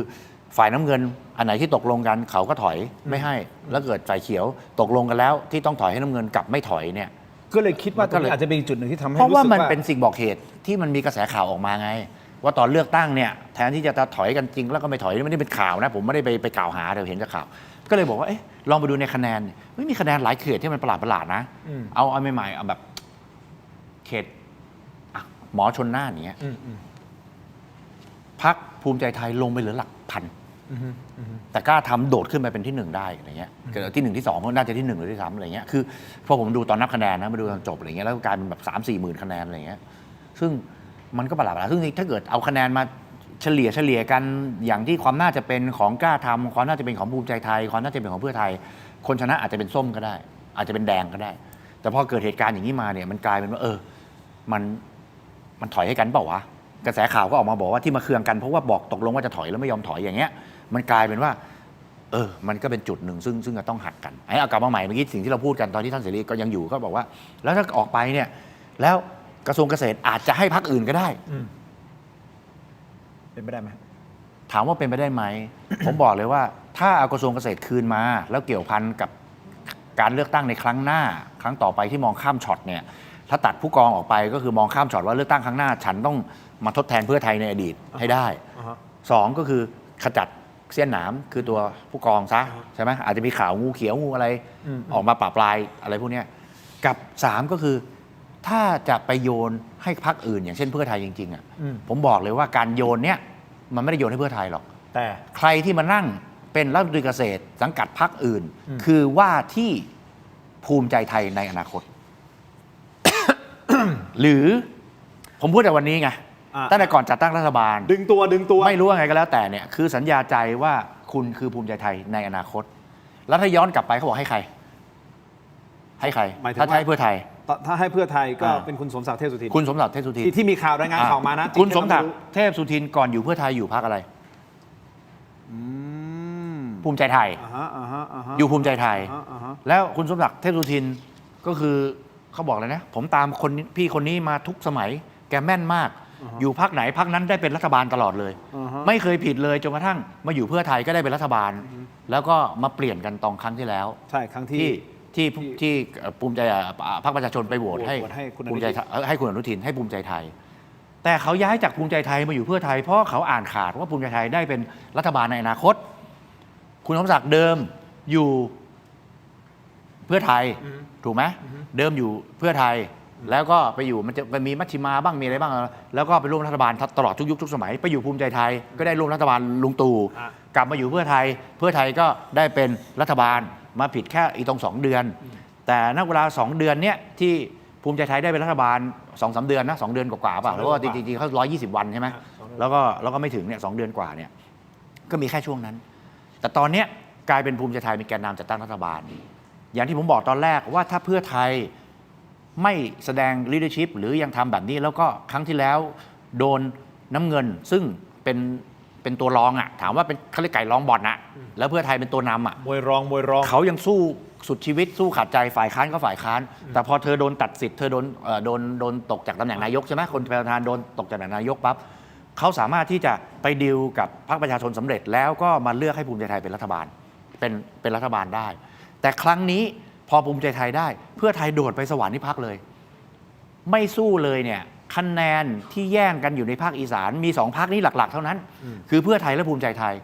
ครั้งหน้าคะแนนจะไปอยู่ตรงไหน ภูมิใจไทย ภูมิใจไทยถูกไหมเพราะฉะนั้นการทำตรงนี้ผมนึกบอกว่าเพื่อไทยมองสั้นหรือมองยาว ถ้ามองโดยที่คิดว่าครั้งหน้ากลับมาดึงความเชื่อมั่นจากประชาชนให้ได้อะไรให้ได้เนี่ยอาจจะต้องทำอีกอย่างหนึ่งก็ได้ อาจจะต้องเสนอถ้าอย่างนั้นน่ะฉันมาอยู่ฝั่งนี้แล้วฉันเป็นนายกแล้วฉันจะทำเหมือนกับที่ภูมิใจไทยเสนอครั้งที่แล้วไงพอบอกว่าแก้รัฐธรรมนูญปั๊บโอเคเลยแต่ถึงเวลาแก้ไม่แก้เรื่องของฉันถึงเวลาโกรธก่อนถึงเวลาบอก120 วันแล้วก็ออกก่อนก็ไม่จำเป็นต้องทำรัฐธรรมนูญให้สำเร็จถูกไหมก็กลายเป็นอย่างที่เราเห็นทุกวันนี้แต่ว่าถ้าเกิดเลือกที่จะไปสวามิภักดิ์คือตอนที่เป็นตัวนำก็โดนไก่รองบ่อนเบียดจนกระทั่งเข้าวินพอมาเป็นไก่รองบ่อนก็ไปสวามิภักดิ์กับตัวนำอีกอะทางการเมืองเนี่ยแฟนคลับซึ่งผมพูดอย่างเงี้ยเขาเรียกว่านางแบกอะอาจจะมาลงผมก็ได้ว่ามาว่ามากล่าวหามานู่นมานี่แต่ว่าในความเป็นจริงก็คือการเลือกตั้งครั้งหน้าเนี่ยมันจะแปลพรรคกันหมดนะเขามองไปเลือกตั้งข้างหน้าแล้วนะเนี่ยเขามองเลือกตั้งครั้งหน้าแล้ววางรากฐานวันนี้เพื่อเลือกตั้งครั้งหน้าเขาไม่ได้มองเลือกตั้งครั้งนี้หรือครั้งที่แล้วเขามองเลือกตั้งครั้งที่แล้วว่าเราเป็นเพื่อนกันเรากอดคอกันตายกล้าทำเธอหักกับแดงแล้วเธอมาอยู่กับฉันเราจะรักกันจนมันตายไม่ใช่เธอเลือกฉันเอาส้มเลือกฉันเอาแต่พอถึงเวลายุบสภาปั๊บเย้ยไงต้องขอบคุณพรรคส้มนะครับไม่มีคุณเราก็ไม่ได้วันนี้กล้าทำไม่มีใครเอาเราไปด้วยกันพอเลือกตั้งเสร็จไม่คุยเพราะคะแนนเขาได้193เพราะคะแนนเขาได้193ถูกไงฮะแต่ถ้าเขาไม่ได้193โทนเสียงจะไม่ได้เป็นอย่างนี้ไม่ได้เป็นอย่างนี้จะไม่ได้เป็นอย่างนี้แล้วถ้าเป็นอย่างนี้แล้วเพื่อไทยยังทำอย่างนี้อนาคตไม่ต้องพูดถึงว่าภูมิใจไทยจะไปถึงหลักเท่าไหร่อันนี้น่าวิเคราะห์น่าคิดคะแนนของภูมิใจไทยจะไปถึงหลักเท่าไหร่เขาคิดไปถึงถ้ากลับไปดูภาพรวมของทั้งประเทศไทยระบอบประชาธิปไตยระบอบรัฐสภาอำนาจอธิปไตยคืออำนาจบริหารตุลาการนิติบัญญัติตอนนี้บริหารเป็นของภูมิใจไทยอำนาจนิติบัญญัติก็มีสภาบนสภาล่างสภาล่างเป็นของภูมิใจไทยคือสสสภาบนเป็นกลางหรือเปล่าไม่รู้เป็นของใครหรือเปล่าไม่รู้คนสงสัยว่าเป็นของใครไม่รู้ก็ไม่รู้ก็พูดได้แค่ว่าไม่รู้เพราะเดี๋ยวจะโดนเขาฟ้อง เขาก็บอกกันว่า 60-70% ของสภาบนคอนโทรลโดยนักการเมืองถ้าเป็นแบบนี้แล้วเนี่ย ผมถึงถามว่าแล้วเราจะทำยังไงแล้วพอมาบัตรเลือกตั้งอีกมากกต.ออกมาแบบนี้อีกนักกฎหมายซึ่งจะต้องยืนยันในความเป็นนิติรัฐนิติธรรมออกมาพูดเพื่อประโยชน์ของประชาชนของประเทศชาติก็ออกมาอ้อมแอม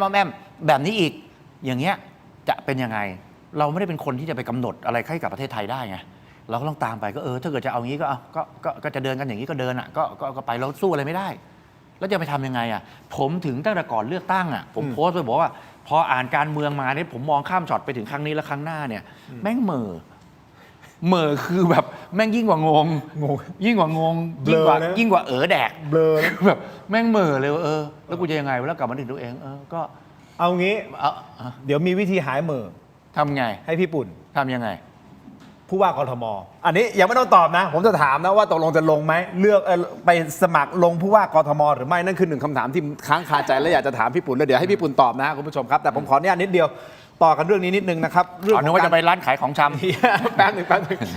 คืออย่างนี้เราพูดถึงเรื่องของการจัดตั้งรัฐบาลหลายมิติคุณผู้ชมครับก็นักข่าวไปถามคุณพิพัฒน์รัชกิจประการนะฮะรองนายกรัฐมนตรีและรัฐมนตรีว่าการกระทรวงคมนาคมนะก็ถือว่าเป็นหนึ่งในคีย์เพลเยอร์นะฮะของพรรคภูมิใจไทยถึงกระแสข่าวว่าพรรคภูมิใจไทยเนี่ยปิดดีลจัดตั้งรัฐบาล300 เสียงโดยประมาณใช่หรือไม่อย่างไร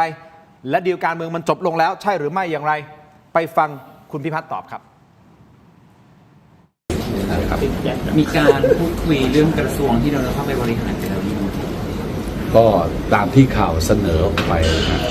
ก็ประมาณนั้นนะฮะตามที่ข่าวเสนอไปนี่คือมีแล้วนะก็อาจจะมีแล้วนะครับอย่าให้ต้องตอบเลยนะครับเพราะตอบก็กลายเป็นว่าตัวผมเองก็ไปทำเกินหน้าที่นะครับแสดงว่าวันนี้ถือว่าดิวทางการเมืองในการจับมือรัฐบาลนี้จบแล้วใช่ไหมคะก็น่าจะเป็นอย่างนั้นตามที่ทางเพื่อนๆสื่อมวลชนได้นำเสนอก็ใกล้เคียงมากแล้วใกล้เคียงแล้วครับผมแสดงว่าก่อนสงกรานต์นี้จะได้รัฐบาลชุดใหม่มาทำงานไหมคะท่านต้องได้ครับเพราะว่าผมคิดว่า วันนี้ประเทศไทยเราคงรอไม่ได้นะครับ ท่านพิพัฒน์พูดชัดเจนนะครับประเทศไทยตอนนี้ประเทศไทยเรารอไม่ได้ถูกครับรอไม่ได้เราต้องการมีรัฐบาลใหม่สักทีจะได้ทำงานกันไปไม่ว่ารัฐบาลนั้นออกมาหน้าตาอย่างไรคุณผู้ชมครับถ้ามีรัฐบาลแล้วนั่นหมายความว่าเราต้องเดินต่อปากท้องของเราประชาชนเราต้องเดินต่อนะฮะคุณผู้ชมครับท่านพูดชัดเจนแล้วท่านบอกว่าใกล้เคียงกับสิ่งที่สื่อนำเสนอและเรื่องของ300เสียงนะครับแต่ท่านอนุทินไม่ได้พูดอย่างนั้นนะฮะเพราะนักข่าวก็ไปถามต่อท่านอนุทินครับตกลงท่านรองนายกท่านพิพัฒน์ท่านพูดอย่างนี้นะครับตกลงปิดดีลแล้วใช่หรือไม่อย่างไรคุณอนุทินตอบว่าอย่างไรฟังครับท่านนายกขอสัมภาษณ์หน่อยยืนยันเมื่อกี้ท่านพิพัฒน์บอกว่าจบแล้วเงี้ยค่ะท่านพิพัฒน์ บอกว่าดิวจบแล้ว300เสียงรัฐบาล เมื่อเช้าแล้วเมื่อเช้า ตู้ผมอ่ะจะไม่ได้คุยกับท่านเลยคนดิวคนนี้ จบแล้ว ท่านนายกเฟิร์มยังครับ แล้วเป็นยังไงคะ ยัง เขาบอก 25 นี้ทางร้อยเอกธรรมนัสจะกลับมาแล้วก็อาจจะมีการเปิดตัวเปิดเซอร์ไพรส์ใหญ่ตรงนี้ท่านนายกได้ยินข่าวไหมครับ คนดิวคือคนนี้ยังไม่ได้คุยกับท่านเลยเฮ้ยตกลงผมนายกผมหัวหน้าพรรคภูมิใจไทยผมต้องเป็นคนดิวสิจะไปฟังจากคนอื่นได้ยังไงเอ้าแต่ท่านพิพัฒน์ก็ไม่ใช่เด็กนะท่านก็ผู้ใหญ่คนหนึ่งของพรรคนะคุณทินคิดว่าคนดิวคือคนนี้หรือคนที่พูดหรือไม่ใช่2คนนี้ โอ้ยดิวกันไปดิวกันมาหรือไม่ใช่2คนนี้ผมยังไงผมสู้พี่ปุ่นไม่ได้แล้วครับพี่ปุ่นเป็นอะไรนะนักโป๊กเกอร์เล่นโป๊กเกอร์ทั้งต่างประเทศโป๊กเกอร์อะไรมาเล่นโต๊ะไหนว่าเล่นคูเนี่ยรับผมแหลกเลยเนี่ยตรงเนี้ยเล่นคูโดนทีมงานถูกไม่เถียงรับแหลกเขาเล่นทุกวันแล้วเขาก็รับแหลกเลยแต่อย่างนี้คือสรุปเราไม่รู้ว่าตกลงคืออะไรยังไงนะครับคุณผู้ชมครับแต่ถ้าไปฟังอีกฝากหนึ่งของพรรคกล้าทำสิครับอันนี้น่าสนใจนะพรรคกล้าทำท่านรัฐมนตรีว่าการกระทรวงการท่องเที่ยวและกีฬานะครับคุณอัฐกรสิริรัตยากรนะฮะคือนักข่าวก็ไปถามเหมือนกันว่าตกลงความชัดเจนในการร่วมรัฐบาลของพรรคกล้าทำกับพรรคภูมิใจไทยตกลงเป็นยังไงท่านอัฐกรว่ายังไงฮะฟังครับผมคุยนะครับต้องถามท่านประธานที่ปรึกษาจากเห็นว่าเห็นเขาว่าเหมือนแบบวันนี้ปิดดิวแล้วเนี่ยครับอันนี้ไม่ทราบเลยครับท่านพิพัฒน์บอกปิดดิวแต่ยืนยันว่า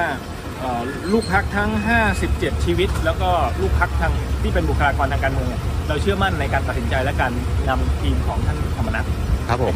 แล้ววันนี้ถ้าจะอยู่ฝั่งไหนก็สามารถทำงานได้ครับไม่ว่าจะเป็นค้านหรือเนี่ยก็ผมยืนยันกับพี่ๆสื่อมวลชนมาตลอดว่าหนึ่งเราเชื่อมั่นในบุคลากรความสามารถของคนที่มาเป็นตัวแทนพรรคกล้าทำนี้ครับจะทำงานรัฐบาลก็ดีทำงานฝ่ายค้านเราก็คงจะค้านแบบมีเหตุมีผลนะครับท่านธรรมนัสกลับมาจะมีท่าทีอะไรไหมครับหลังจากนี้จะมีการนัดหารือไหมไม่ได้คุยกับท่านมา2-3 วันแล้วคิดถึงท่านเหมือนกันครับแต่ว่าไม่อยากรบกวนครับนี่นะฮะคิดถึงท่านเหมือนกันคุณผู้ชมครับอีกท่านหนึ่งแล้วกันจากพรรคกล้าทำนะฮะผู้พันปุ่นครับก็คือท่านอามินมะยูโซซึ่งท่านเป็นรัฐมนตรีช่วยว่าการกระทรวงเกษตรและสหกรณ์นะครับท่านอามินพูดว่าอย่างไรท่านออกมาให้สัมภาษณ์ถึงกระแสข่าวนะครับเรื่องของการจัดตั้งรัฐบาลที่อาจจะไม่มีพรรคกล้าทำเข้าร่วมตามที่แกนนำพรรคภูมิใจไทยมีการเปรยๆออกมานะครับโดยท่านอามินบอกว่ายอมรับว่ากระแสดังกล่าวมีความชัดเจนในระดับหนึ่งท่านผู้พันปุ่นอย่างไรก็ตามจุดยืนและทิศทางที่แน่นอนของพรรคต้องรอการชี้แจงจากร้อยเอกธรรมนัสพรหมเผ่าประธานที่ปรึกษาพรรคกล้าทำซึ่งกำลังเดินทางกลับจากการพักผ่อนที่ประเทศฟินแลนด์ก็มีรายงานอย่างที่ผมบอกไปนะครับว่าท่านร้อยเอกธรรมนัสจะเข้าปฏิบัติหน้าที่ที่กระทรวงเกษตรและสหกรณ์ในวันพรุ่งนี้วันที่ 25 กุมภาพันธ์เวลา 10 นาฬิกาพี่ปุ่นอย่างน้อยถ้าฟังเนี้ยถ้าฟังจาก2ฝั่งแล้วก็มาฟังจาก2ท่านจากพรรคกล้าทำเนี่ยมันเหมือนแบบว่าเอาการให้สัมภาษณ์ก่อนนะผมว่าพรรคเขียวอ่ะพูดความจริงมากกว่าพรรคน้ำเงินนะเพราะว่าเขาบอกเลยว่าคนที่ตัดสินใจต้องรอฟังจากประธานที่ปรึกษาร้อยเอกธรรมนัสแต่ของ2คนนั้นคือคนนึงก็บอกว่าเป็นอย่างนี้อีกคนก็บอกว่าผมเป็นคนตัดสินใจแต่ว่าการตัดสินใจอาจจะเป็นคนที่3ก็ได้เราก็ไม่รู้ว่าตกลงใช่หรือไม่อย่างไรแต่ที่แน่ๆผมจะอธิบายอย่างนี้ว่าแต่ละพรรคการเมืองอ่ะหรือว่าเวลาให้สัมภาษณ์ถ้าสมมติผมจะยกตัวอย่างอยู่เลยนะเรื่องการดูฟุตบอล2ทีมเกิดฝั่งนึงเนี่ยมาถึงเขตโทษแล้วก็ล้มลงอย่างเงี้ยไอ้ฝั่งที่บุกเข้าไปก็บอกว่าชี้ว่าอันนี้จุดโทษฟาวล์เห็นเหมือนกันหมดถูกไหมไอ้ฝั่งที่ต่อต้านก็บอกเฮ้ยพุ่งล้มเหมือนกันหมดถูกไหมการเมืองก็คล้ายๆกันแต่ละพรรคก็จะพูดเพื่อประโยชน์ของตัวเองอย่างเช่นว่าถ้า ได้เปรียบกำลังจะเข้าไปเป็นรัฐบาลประเทศไทยต้องเดินหน้า เราต้องเสียสละเพื่อพี่น้องประชาชนบางอย่างก็ต้องหนักนิดเบาหน่อยก็ต้องอภัยกันเพื่อให้รัฐบาลจัดตั้งได้ประชาชนรอไม่ไหวจะฆ่าตัวตายจะอดตายกันอยู่แล้วเพราะฉะนั้นเราจำเป็นต้องไปหรือแม้กระทั่งพูดว่าเราต้องตระบัดสัตว์เพื่อชาติก็เคยพูดมาแล้วใช่ไหมแต่อีกฝั่งหนึ่งที่ไม่อยากให้จัดตั้งรัฐบาลก็จะบอกว่าเฮ้ยมันผิดมันไม่ได้ปล่อยไปอย่างนี้ความเป็นธรรมจะเป็นยังไงอะไรอย่างเงี้ยซึ่งก็โอเคละมันก็เป็นไปได้ว่าคนกลางๆก็จะพูดอย่างใดอย่างหนึ่งแต่ทั้งสองฝั่งเนี้ยก็จะพูดในมุมของตัวเองการเมืองมันละเอียดกว่านั้นอีกพรรคเดียวกันก็จะพูดแตกต่างเพราะอะไรเพราะว่าเสถียรภาพของรัฐบาลหรือการจัดตั้งมาเนี่ยโดยการไปรวมกันเนี่ยฝั่งที่ยังไม่ได้รวมก็อยากได้รวมแต่ฝั่งที่คิดว่ารวมแล้วถึงแม้จะได้น้อยหน่อยแต่โควต้าฉันได้เพิ่มขึ้นโควต้ารัฐมนตรีฉันได้เพิ่มขึ้นเพราะฉะนั้นเนี่ยฉันก็ต้องให้สัมภาษณ์ในทำนองว่ามันจบแล้วปิดประตูละไม่รับสมัครอีกแล้วแค่นี้ฉันพอแล้วถูกไหมแต่คนที่คุมเกมทั้งหมดเนี่ยเขาก็มองว่าเฮ้ยต้องบาลานซ์ความเสี่ยงบาลานซ์เสถียรภาพบาลานซ์ตำแหน่งแห่งหนของแต่ละมุ้งแต่ละอะไรต่างๆซึ่งมันเหลือน้อยมากๆแล้วตอนนี้มุ้งมันเยอะกว่าจำนวนคนอย่างที่ผมบอกถ้าแบ่งให้ทุกคนได้เนี่ยครม.มันอาจจะต้องมีเกือบ200อ่ะเพราะฉะนั้นพอมันไม่ได้มันนายกหนึ่งมันเหลือ35มันได้แค่35คนมันไม่ได้มันก็ต้องไปเกลี่ยกันต้องไปอะไรกันเพราะฉะนั้นเนี่ยก็จะให้สัมภาษณ์คล้ายๆอย่างนี้แหละคนที่แบบอยากจะปิดประตูละเอาแค่นี้เพราะถ้าแค่นี้มุ้งฉันอาจจะได้3คนแต่ถ้าเพิ่มมามุ้งฉันจะเหลือ2คนฉันก็จะปิดแบบนี้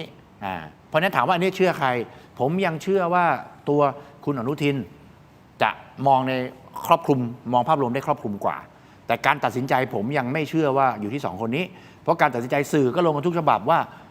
ทางฝั่งนู้นที่เขาบอกว่าคนตัดสินใจก็คือผู้กองใช่ไหมคือประธานที่ปรึกษาพยายามโทรหาบางคนใช่ไหมแล้วก็ไม่ยอมรับสายซึ่งไม่ใช่2คนนี้เพราะฉะนั้นการตัดสินใจไม่น่าใช่2คนนี้ผมถึงบอกว่าถ้าดูเฉพาะหน้าในการให้สัมภาษณ์เมื่อสักครู่นี้ฝั่งเขียวอ่ะเขาพูดตรงไปตรงมามากกว่าว่าคนตัดสินใจคือใครโอเคอย่างนี้พี่ปุ่นครับแล้วคิดว่าประชาธิปัตย์มีโอกาสที่จะมาร่วมรัฐบาลหรือเปล่าก็เพิ่มศักยภาพเพิ่มความแข็งแกร่งให้กับรัฐบาลภูมิใจไทยโดยที่ไม่มีพรรคกล้าทำนะแต่ประชาธิปัตย์เข้ามาร่วม22เสียงเข้ามาเป็นไปได้มากน้อยแค่ไหนยังไม่ต้องตอบและอีกประเด็นหนึ่งที่ผมจะถามแบบตรงไปตรงมาผู้ว่ากรุงเทพมหานครท่านสิทธาธิวารีจะลงสมัครหรือไม่แต่ก่อนที่จะไปตรงนั้นคุณผู้ชมครับผมขออนุญาตครับอันนี้ฮะขายของเลยของดีครับไมบาซิน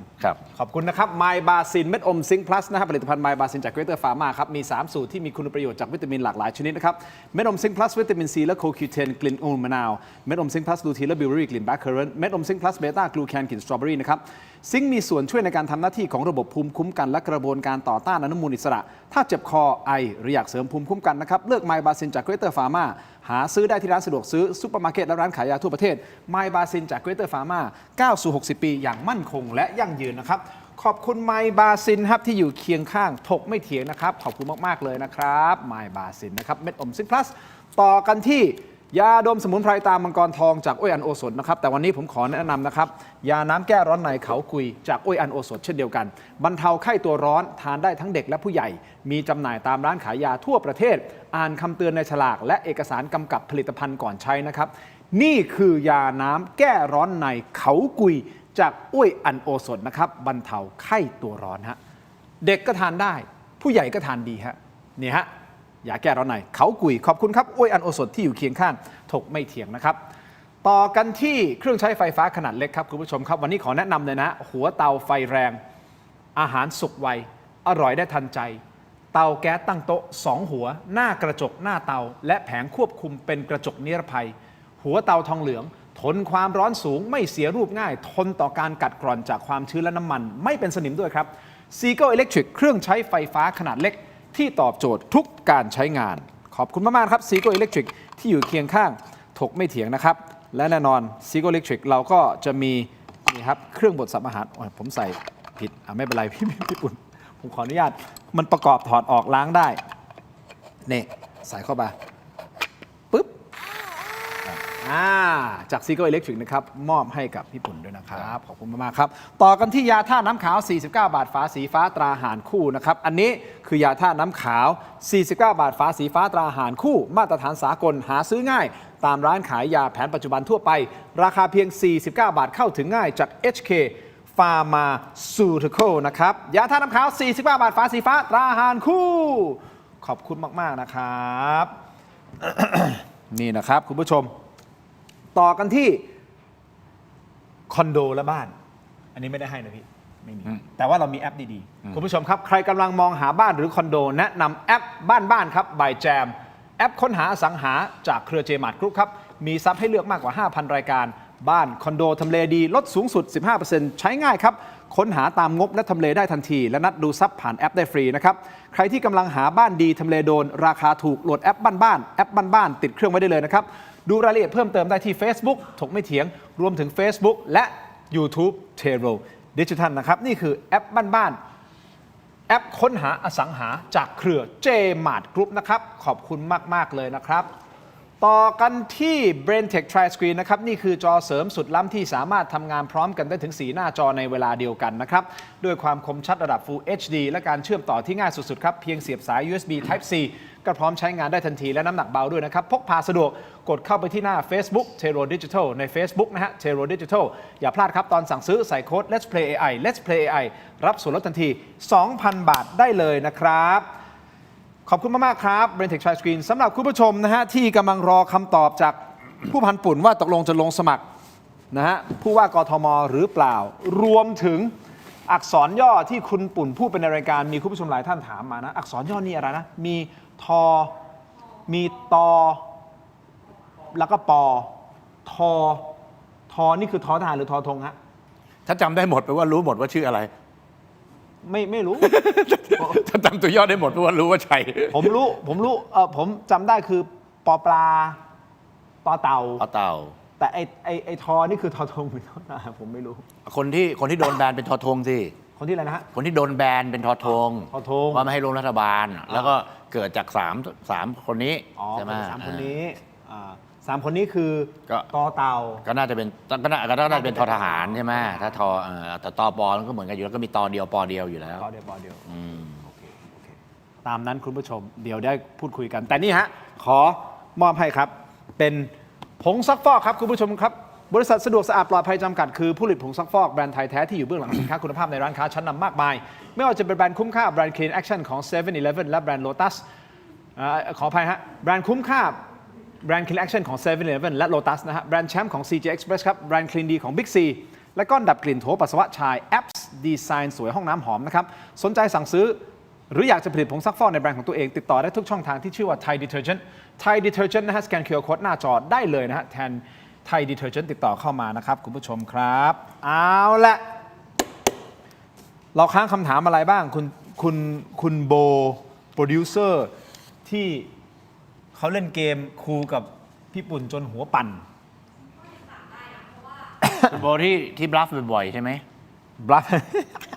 มาออกกล้องหน่อยไหมเนี่ยมาออกกล้องให้เขาเห็นหน่อยไหมว่าคนไหนเนี่ยกับคนชื่อจู้ด้วยเนี่ยจูเนี่ยจู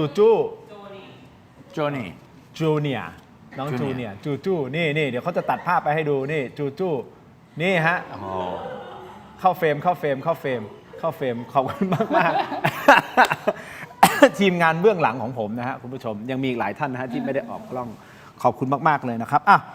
ผู้พันปุ่นครับเอาเรื่องของผู้ว่ากทมก่อนตกลงยังไงครับมีข่าวเล่าข่าวลือว่าอาจจะลงในนามของพรรคประชาชนหรืออะไรหรือเปล่าหรือไม่แน่ใจยังไงตกลงผู้ว่ากทมผู้พันปุ่นจะลงหรือไม่ลงครับก็ยังเป็นคำว่าอาจจะลงหรือไม่ลงอยู่ ผมคิดว่าคือเมื่อกี้ท่านเสรีพิสุทธิ์ก็บอกนะบอกว่าเอ้ยยังแข็งแรงยังหนุ่มยังแข็งแรงยังหนุ่มมีซิกแพคด้วยมันตรงข้ามหมายความว่าไม่ตรงข้ามคือโอเคยิ่งแข็งแรงเท่าไหร่อ่ะมันยิ่งต้องห่วงตัวเองละเพราะว่าปกติอ่ะเพราะตอนนี้แบบถ้ารับราชการถ้าเกิดอะไรก็คือวัยเกษียณถูกไหมถูกครับมันควรจะได้พักผ่อนใช่ไหมแต่ว่าพอวัยเกษียณนะแล้วมันยังแข็งแรงอยู่เนี่ยมันกลายว่าไอ้สิ่งที่เราคิดไว้ว่าเราจะเกษียณละจะพักผ่อนไปจนถึงอะไรเนี่ยวาระสุดท้ายของชีวิตอ่ะมันอาจจะยืดออกไปอีกไงเวลามันคนแบบเดี๋ยวนี้มัน60มันไม่เกษียณอ่ะไม่ทำนู่นนี่แล้วถึงเวลาที่ว่าจะการเมืองเนี่ยแล้วมันจะเอาอะไรไปแบบไปดูแลครอบครัวมันต้องหาธุรกิจอย่างอื่นทำหรือไม่ก็ต้อง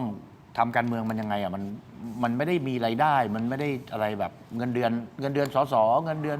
ผู้ว่าเงินเดือนอะไรมันก็ไม่ได้เยอะอะไรมากมายอะไรเงี้ยแต่ก็ยังไม่แน่ก็ผมคิดว่าถ้าตอนนี้ก็คือ อาจจะต้องทำงานหางานอะไรอย่างอื่น ซึ่งมันก่อให้เกิดรายได้ เพียงพอที่จะดูแลครอบครัวอะไรมากกว่าไปสอนขับ F16 โอ้แล้วสอนได้ก็ดีสิมันจะไปสอนยังไงเขาก็จะมีครูการบินที่อยู่ในกองทัพก็ไม่ได้บินแล้วเพราะว่าผู้ฝูงก็สูงสุดในฝูงบินแล้วยศคือพันโทนาวากาศโทใช่ไหมนาวากาศโทก็อายุก็30เท่าไหร่อ่ะ38 40ไม่ถึงด้วย30 40อะไรเงี้ย40บวกลบของเราก็เกินมาครึ่งหนึ่งแล้วเกินมาอีก20แล้วยังไม่ได้คิดว่าถ้าถามผมตอนนี้ก็คือน่าจะไม่ได้ลงครับน่าจะไม่ได้ลงคิดว่าไม่ได้ลงความรู้สึกของตัวเองนะความที่จะแบบจะกลับไปลงหาเสียงอีกเหรออะไรเหรอแต่ว่าพอการเลือกตั้งครั้งนี้กับไอ้ที่ผ่านๆมามันทำให้รู้สึกว่าขอพักก่อนกับการเมืองแต่ว่าถ้าจะวิเคราะห์เป็นห่วงประเทศชาติบ้านเมืองอะไรเงี้ยเรายังได้อยู่หรือถ้าถามผมว่ากับกทมกับความชำนาญของผมในเรื่องที่เราคิดว่าเรารอบรู้มากกว่าเราน่าจะรอบรู้ในเรื่องของการเมืองใหญ่มากกว่าอาจจะเหมาะสมตรงนั้นมากกว่ากทมผมว่าก็บริหารจัดการดูแลก็เหมือนเป็นแม่บ้านของกรุงเทพอ่ะดูแลประชาชนให้ดีให้มีสวัสดิการดูแลเรื่องระบบอินฟราสตรักเจอร์ทั้งหลายแหล่ระบบอะไรที่จะแบบคอยเซิร์ฟคนเมืองกรุงให้ดีเซิร์ฟประเทศไทยให้ดีอะไรอย่างเงี้ยก็ได้ซึ่งมันก็จะแตกต่างจากการเมืองใหญ่มันไม่ได้มีอะไรที่มันพลิกแพลงมากจะต้องไปใช้ความรู้ความสามารถของเราซึ่งเรายังมองว่าถ้าทำประโยชน์สูงสุดเรายังทำประโยชน์กับการเมืองใหญ่ได้มากกว่าถ้าพูดถึงเรื่องของการเมืองนะการเมืองระดับชาติกับท้องถิ่นอย่างเงี้ยแต่ว่าถ้าเกิดพูดถึงโดยรวมของเราเลยอาจจะไปทำธุรกิจอย่างอื่นก็ได้งั้นพี่ปุ่นครับในวัยโทษนะ61ซึ่งเป็น60ที่ดูดีมากนะฮะมีซิกแพคอะไรอย่างเงี้ยผ่านอะไรมาเยอะแยะถ้าจะให้สรุปสถานการณ์ของบ้านเมืองณปัจจุบันอยากจะให้แบบสรุปให้กับน้องๆให้กับคนรุ่นใหม่ฟังหรือให้กับใครก็ได้ที่แบบไม่อาจจะไม่ค่อยรู้เรื่องประเทศไทยสักเท่าไหร่อ่ะแต่ถ้าให้พี่ปุ่นลองสรุปว่าตอนนี้ประเทศไทยมันเป็นไงแล้วความรู้สึกของตัวพี่เองจริงๆอ่ะสถานการณ์วันนี้มันเป็นยังไงพูดไปเดี๋ยวมันจะหดหู่ด้วยแต่มันสะท้อนไงมันก็สะท้อนอะไรบางอย่างให้กับคุณผู้ชมซึ่งผมเชื่อว่าอาจจะมีคุณผู้ชมหลายท่านที่รู้สึกดูจากระบบโดยรวมก่อนเพราะว่าประเทศเราก็คือเป็นประชาธิปไตยถูกไหมพอประชาธิปไตยเนี่ยก็แน่นอนล่ะก็มี3อำนาจอธิปไตยแน่นอนอยู่แล้วก็คืออำนาจบริหารตุลาการนิติบัญญัติถามว่า3อำนาจนี้มีการตรวจสอบถ่วงดุลกันได้ตรงตามระบอบประชาธิปไตยที่คาดหวังหรือไม่มันก็ยังไม่ใช่จะเรียกว่าอะไรจะเรียกว่าเป็นประชาธิปไตยแบบไทยๆก็แบบนี้เหรออะไรเงี้ยมันก็ไม่ใช่มันก็ยังมีอะไรที่แบบบริหารกับนิติบัญญัติเราก็เห็นอยู่แล้วนิติบัญญัติถ่วงดุลกัน2 สภาก็ความรู้สึกของคนก็มันก็ไม่ได้ถ่วงดุลละในอำนาจของตุลาการใช่ไหมบริหารตุลาการนิติบัญญัติอำนาจตุลาการเนี่ยต้นน้ำมันก็จะเป็นเรื่องขององค์กรอิสระเรื่องของต้นทางของกระบวนการยุติธรรมเนี่ยก็คือเรื่องของตำรวจเรื่องขององค์กรอิสระต่างๆที่จะเป็นกรรมการกลางเนี่ยเรามีความเชื่อมั่นขนาดไหนมันเกิดวิกฤตศรัทธาต่อองค์กรเหล่านี้รวมถึงทั้งตำรวจด้วยทั้งองค์กรอิสระด้วยทั้งอะไรด้วยเนี่ยมากขนาดไหนมันอยู่ในระดับที่สูงมากๆเรื่องของนิติบัญญัติการตรวจสอบถ่วงดุลในรัฐสภามันอยู่ในระดับไหนมันอยู่ในระดับที่ต่ำมากๆเรื่องของการบริหารการแบ่งโควต้าครม.โควต้าของนักการเมืองเนี่ยทั้งหมด36ตำแหน่งถ้ามีอยู่3 คนที่เป็นหัวใจของภูมิใจไทยเนี่ยที่เอามาเนี่ยมีคุณสุปจีมีคุณเอกนิติคุณศรีศักดิ์3 คนเนี่ยแต่ครม.มัน36 คนเว้ยมัน36 คนทั้งหมด12 3 36มันแค่1 ใน 12ของทั้งครม.แล้วประเทศเรามีความหวังได้แค่นี้เหรอที่เหลืออีก33ทำไมคุณไม่เขาเรียกอะไรนะ put the right man on the right job ใช่ไหมใน3 คนเนี่ยทำไมคุณไม่ทำอีก33 ตำแหน่งให้มันดีล่ะมันกลายเป็นว่าแบ่งตามโควต้าของกลุ่มของมุ้งเอาลูกหลานของนักการเมืองมาพ่อเก่งลูกต้องเก่งเหรอแม่เก่งลูกต้องเก่งเหรอมันไม่ใช่บางทีมันคนละอย่างกันเพราะฉะนั้นเนี่ยถ้าเป็นบริษัทตัวเองบางครั้งจะเอาลูกขึ้นมาแต่ปรากฏว่ายังไม่มีความเก่งเขายังต้องหาคนอื่นเก่งๆมาทำหน้าที่เป็น CEO เป็นนู่นเป็นนี่เพราะเป็นเงินเขาแต่พอเป็นเงินเราเขาเอาลูกหลานเขามานั่งการเมืองเปลี่ยนยึดอำนาจหลายครั้งฉีกรัฐธรรมนูญไปไม่รู้กี่10 ฉบับแล้วนามสกุลนักการเมืองเปลี่ยนไหมมันกลายเป็นสืบทอดทางสายเลือดทีนี้ถามผมว่าเอากลับมาใหม่ถามผมว่าแล้วมองภาพการเมืองโดยรวมเป็นยังไงก็เป็นอย่างที่ผมบอกทีนี้มาแกะอย่างเงี้ยมันมีความรู้สึกอะไรที่ดีขึ้นมามันก็หดหู่ทุกคนก็ไม่เป็นไร จะไปยุ่งเรื่องนี้ไม่ได้ละถึงเวลาระบบมันเป็นอย่างนี้ ฉันก็ทำมาหากินฉันอะไรก็ได้ หรือจะไปรวมกับเขาเลย แล้วก็เอาเปรียบคนอื่นที่ไม่มีคอนเนคชันก็กลายเป็นปลาใหญ่กินปลาเล็กกลายเป็นระบบโมโนโปลีระบบผูกขาด มันก็สร้างความเหลื่อมล้ำของสังคมบ้านเราให้มันแตกต่างกันไปเรื่อยๆอ่ะคน 10% ของประเทศครอบครองทรัพย์สินเกือบ 90% คนอีก 90% ของประเทศมีทรัพย์สินอยู่แค่ 10% อ่ะมันไม่ใช่ไงประเทศมันก็เจริญไม่ได้มันก็อยู่ตรงเนี้ยแล้วก็จากที่เคยจะขึ้นเป็นที่ 1ของอาเซียนมันกลายเป็นอยู่อันดับเท่าไหร่อ่ะตอนเนี้ย เป็นคนป่วย ถอยหลังไปเป็นคนป่วยแล้วอ่ะ Financial Times ก็เพิ่งออกใช่ไหมออกบทความเมื่ออาทิตย์ที่แล้ว2 อาทิตย์ที่แล้วที่บอกว่าประเทศไทยเป็นคนป่วยของอาเซียนคนป่วยของอาเซียนหมายถึงอะไรหมายถึงว่าอ่ะ10 ประเทศมันต้องวิ่งแข่งกันคนได้ที่โหลนี่คืออยู่ที่10นะแต่นี่ที่เขาบอกคนป่วยของอาเซียนคืออะไรคือ9คนแม่งวิ่งแข่งกันไอ้คนที่10แม่งนอนติดเตียงอยู่นะคนป่วยของอาเซียนอ่ะจากแต่ก่อนที่เรามีความภาคภูมิใจว่าเราเป็นเสือตัวที่5กลายเป็นคนป่วยแล้วก็เคยเป็นอะไรนะจะเป็นลีดเดอร์ของอาเซียนอ่ะแล้วตอนนี้กลายเป็นยังไงอ่ะกลายไม่ใช่ที่โหลกลายเป็นคนป่วยของอาเซียนอ่ะมีความคาดหวังคุณผู้ชมครับอันนี้สุดท้ายสุดแล้วนะครับคือก็เราก็มีความคาดหวังว่าไม่ว่ารัฐบาลชุดไหนจะขึ้นมานะฮะเรามีความคาดหวังว่ารัฐบาลจะทำประเทศให้พัฒนาประชาชนกินดีอยู่ดีโดยที่ไม่ได้ฝักใฝ่ว่าเป็นการเมืองพรรคไหนอะไรยังไงนะแต่ถ้ารัฐบาลขึ้นมาเขาต้องทำให้ได้ไม่ว่ารัฐบาลนั้นจะเป็นรัฐบาลไหนต้องทำให้ได้ผมบอกงี้สมมติในครม.ที่กำลังจะเกิดขึ้นน่ะเรารู้ว่ามีอย่างน้อย3 ตำแหน่งใช่ไหมที่เขาทำได้ดีอ่ะตรงเนี้ยเขาคิดยังไงอ่ะถ้าเขาลงมารู้ในระบบเลือกตั้งรู้ว่าพรรคการเมืองทำอย่างนี้แล้วรู้ว่าเบื้องหลังเนี่ยมันมีเรื่องของผลประโยชน์มากมายที่มาแบ่งจัดสรรปันส่วนกันมาอะไรกันน่ะถ้าเขาคิดว่าจะแก้ทั้งระบบเขาอาจจะไม่เข้าร่วมแต่ขณะเดียวกันถ้าเขาคิดว่าไปแก้ไขอะไรกับระบบของประเทศไทยไม่ได้แล้วมันต้องเป็นอย่างเงี้ยแล้วตอนนี้ก็เป็นเพราะนั้นดีที่สุดก็คือฉันก็เป็น3 ใน 36 คนที่เข้ามาช่วยทำให้ประเทศดีขึ้นทีนี้คนไทยต้องคิดยังไงอ่ะเราต้องคิดว่าเราสามารถที่จะช่วยกันออกไปเลือกตั้งไม่ซื้อสิทธิ์ขายเสียงเลือกคนที่ใช่เลือกคนที่เข้ามาทำประโยชน์ให้ประเทศชาติจริงๆเข้ามาบริหารมันทำได้ไหมมันยังทำไม่ได้แล้วระบบเลือกตั้งที่ผ่านมามันมีการตรวจสอบย้อนกลับได้รู้ได้สามารถไปกดหัวคะแนนได้คนจ่ายตังค์ก็ไปกดกำนันผู้ใหญ่บ้านที่เป็นหัวคะแนนบอกว่าเอ้ยถ้าพลิกล็อกฉันรู้หมดนะว่าใครกาอะไรหมู่บ้านเธอกายังไงไอ้กำนันผู้ใหญ่บ้านก็ไปกดลูกบ้านที่รับเงินบอกว่าเอ้ยมึงอย่าพลิกนะเว้ยไม่ใช่กูซวยคนเดียวมึงจะซวยด้วยนะเพราะเขาตรวจสอบได้หมดว่าใครกาใครต่อไปนี้การรับเงินหมากาพรรคที่ชอบคนที่ใช่ไม่มีอีกแล้วรับเงินหมาก็ต้องกาหมาไม่ได้กาคนที่ชอบมันไปไม่ได้เพราะนั้นระบบมันเป็นอย่างเงี้ย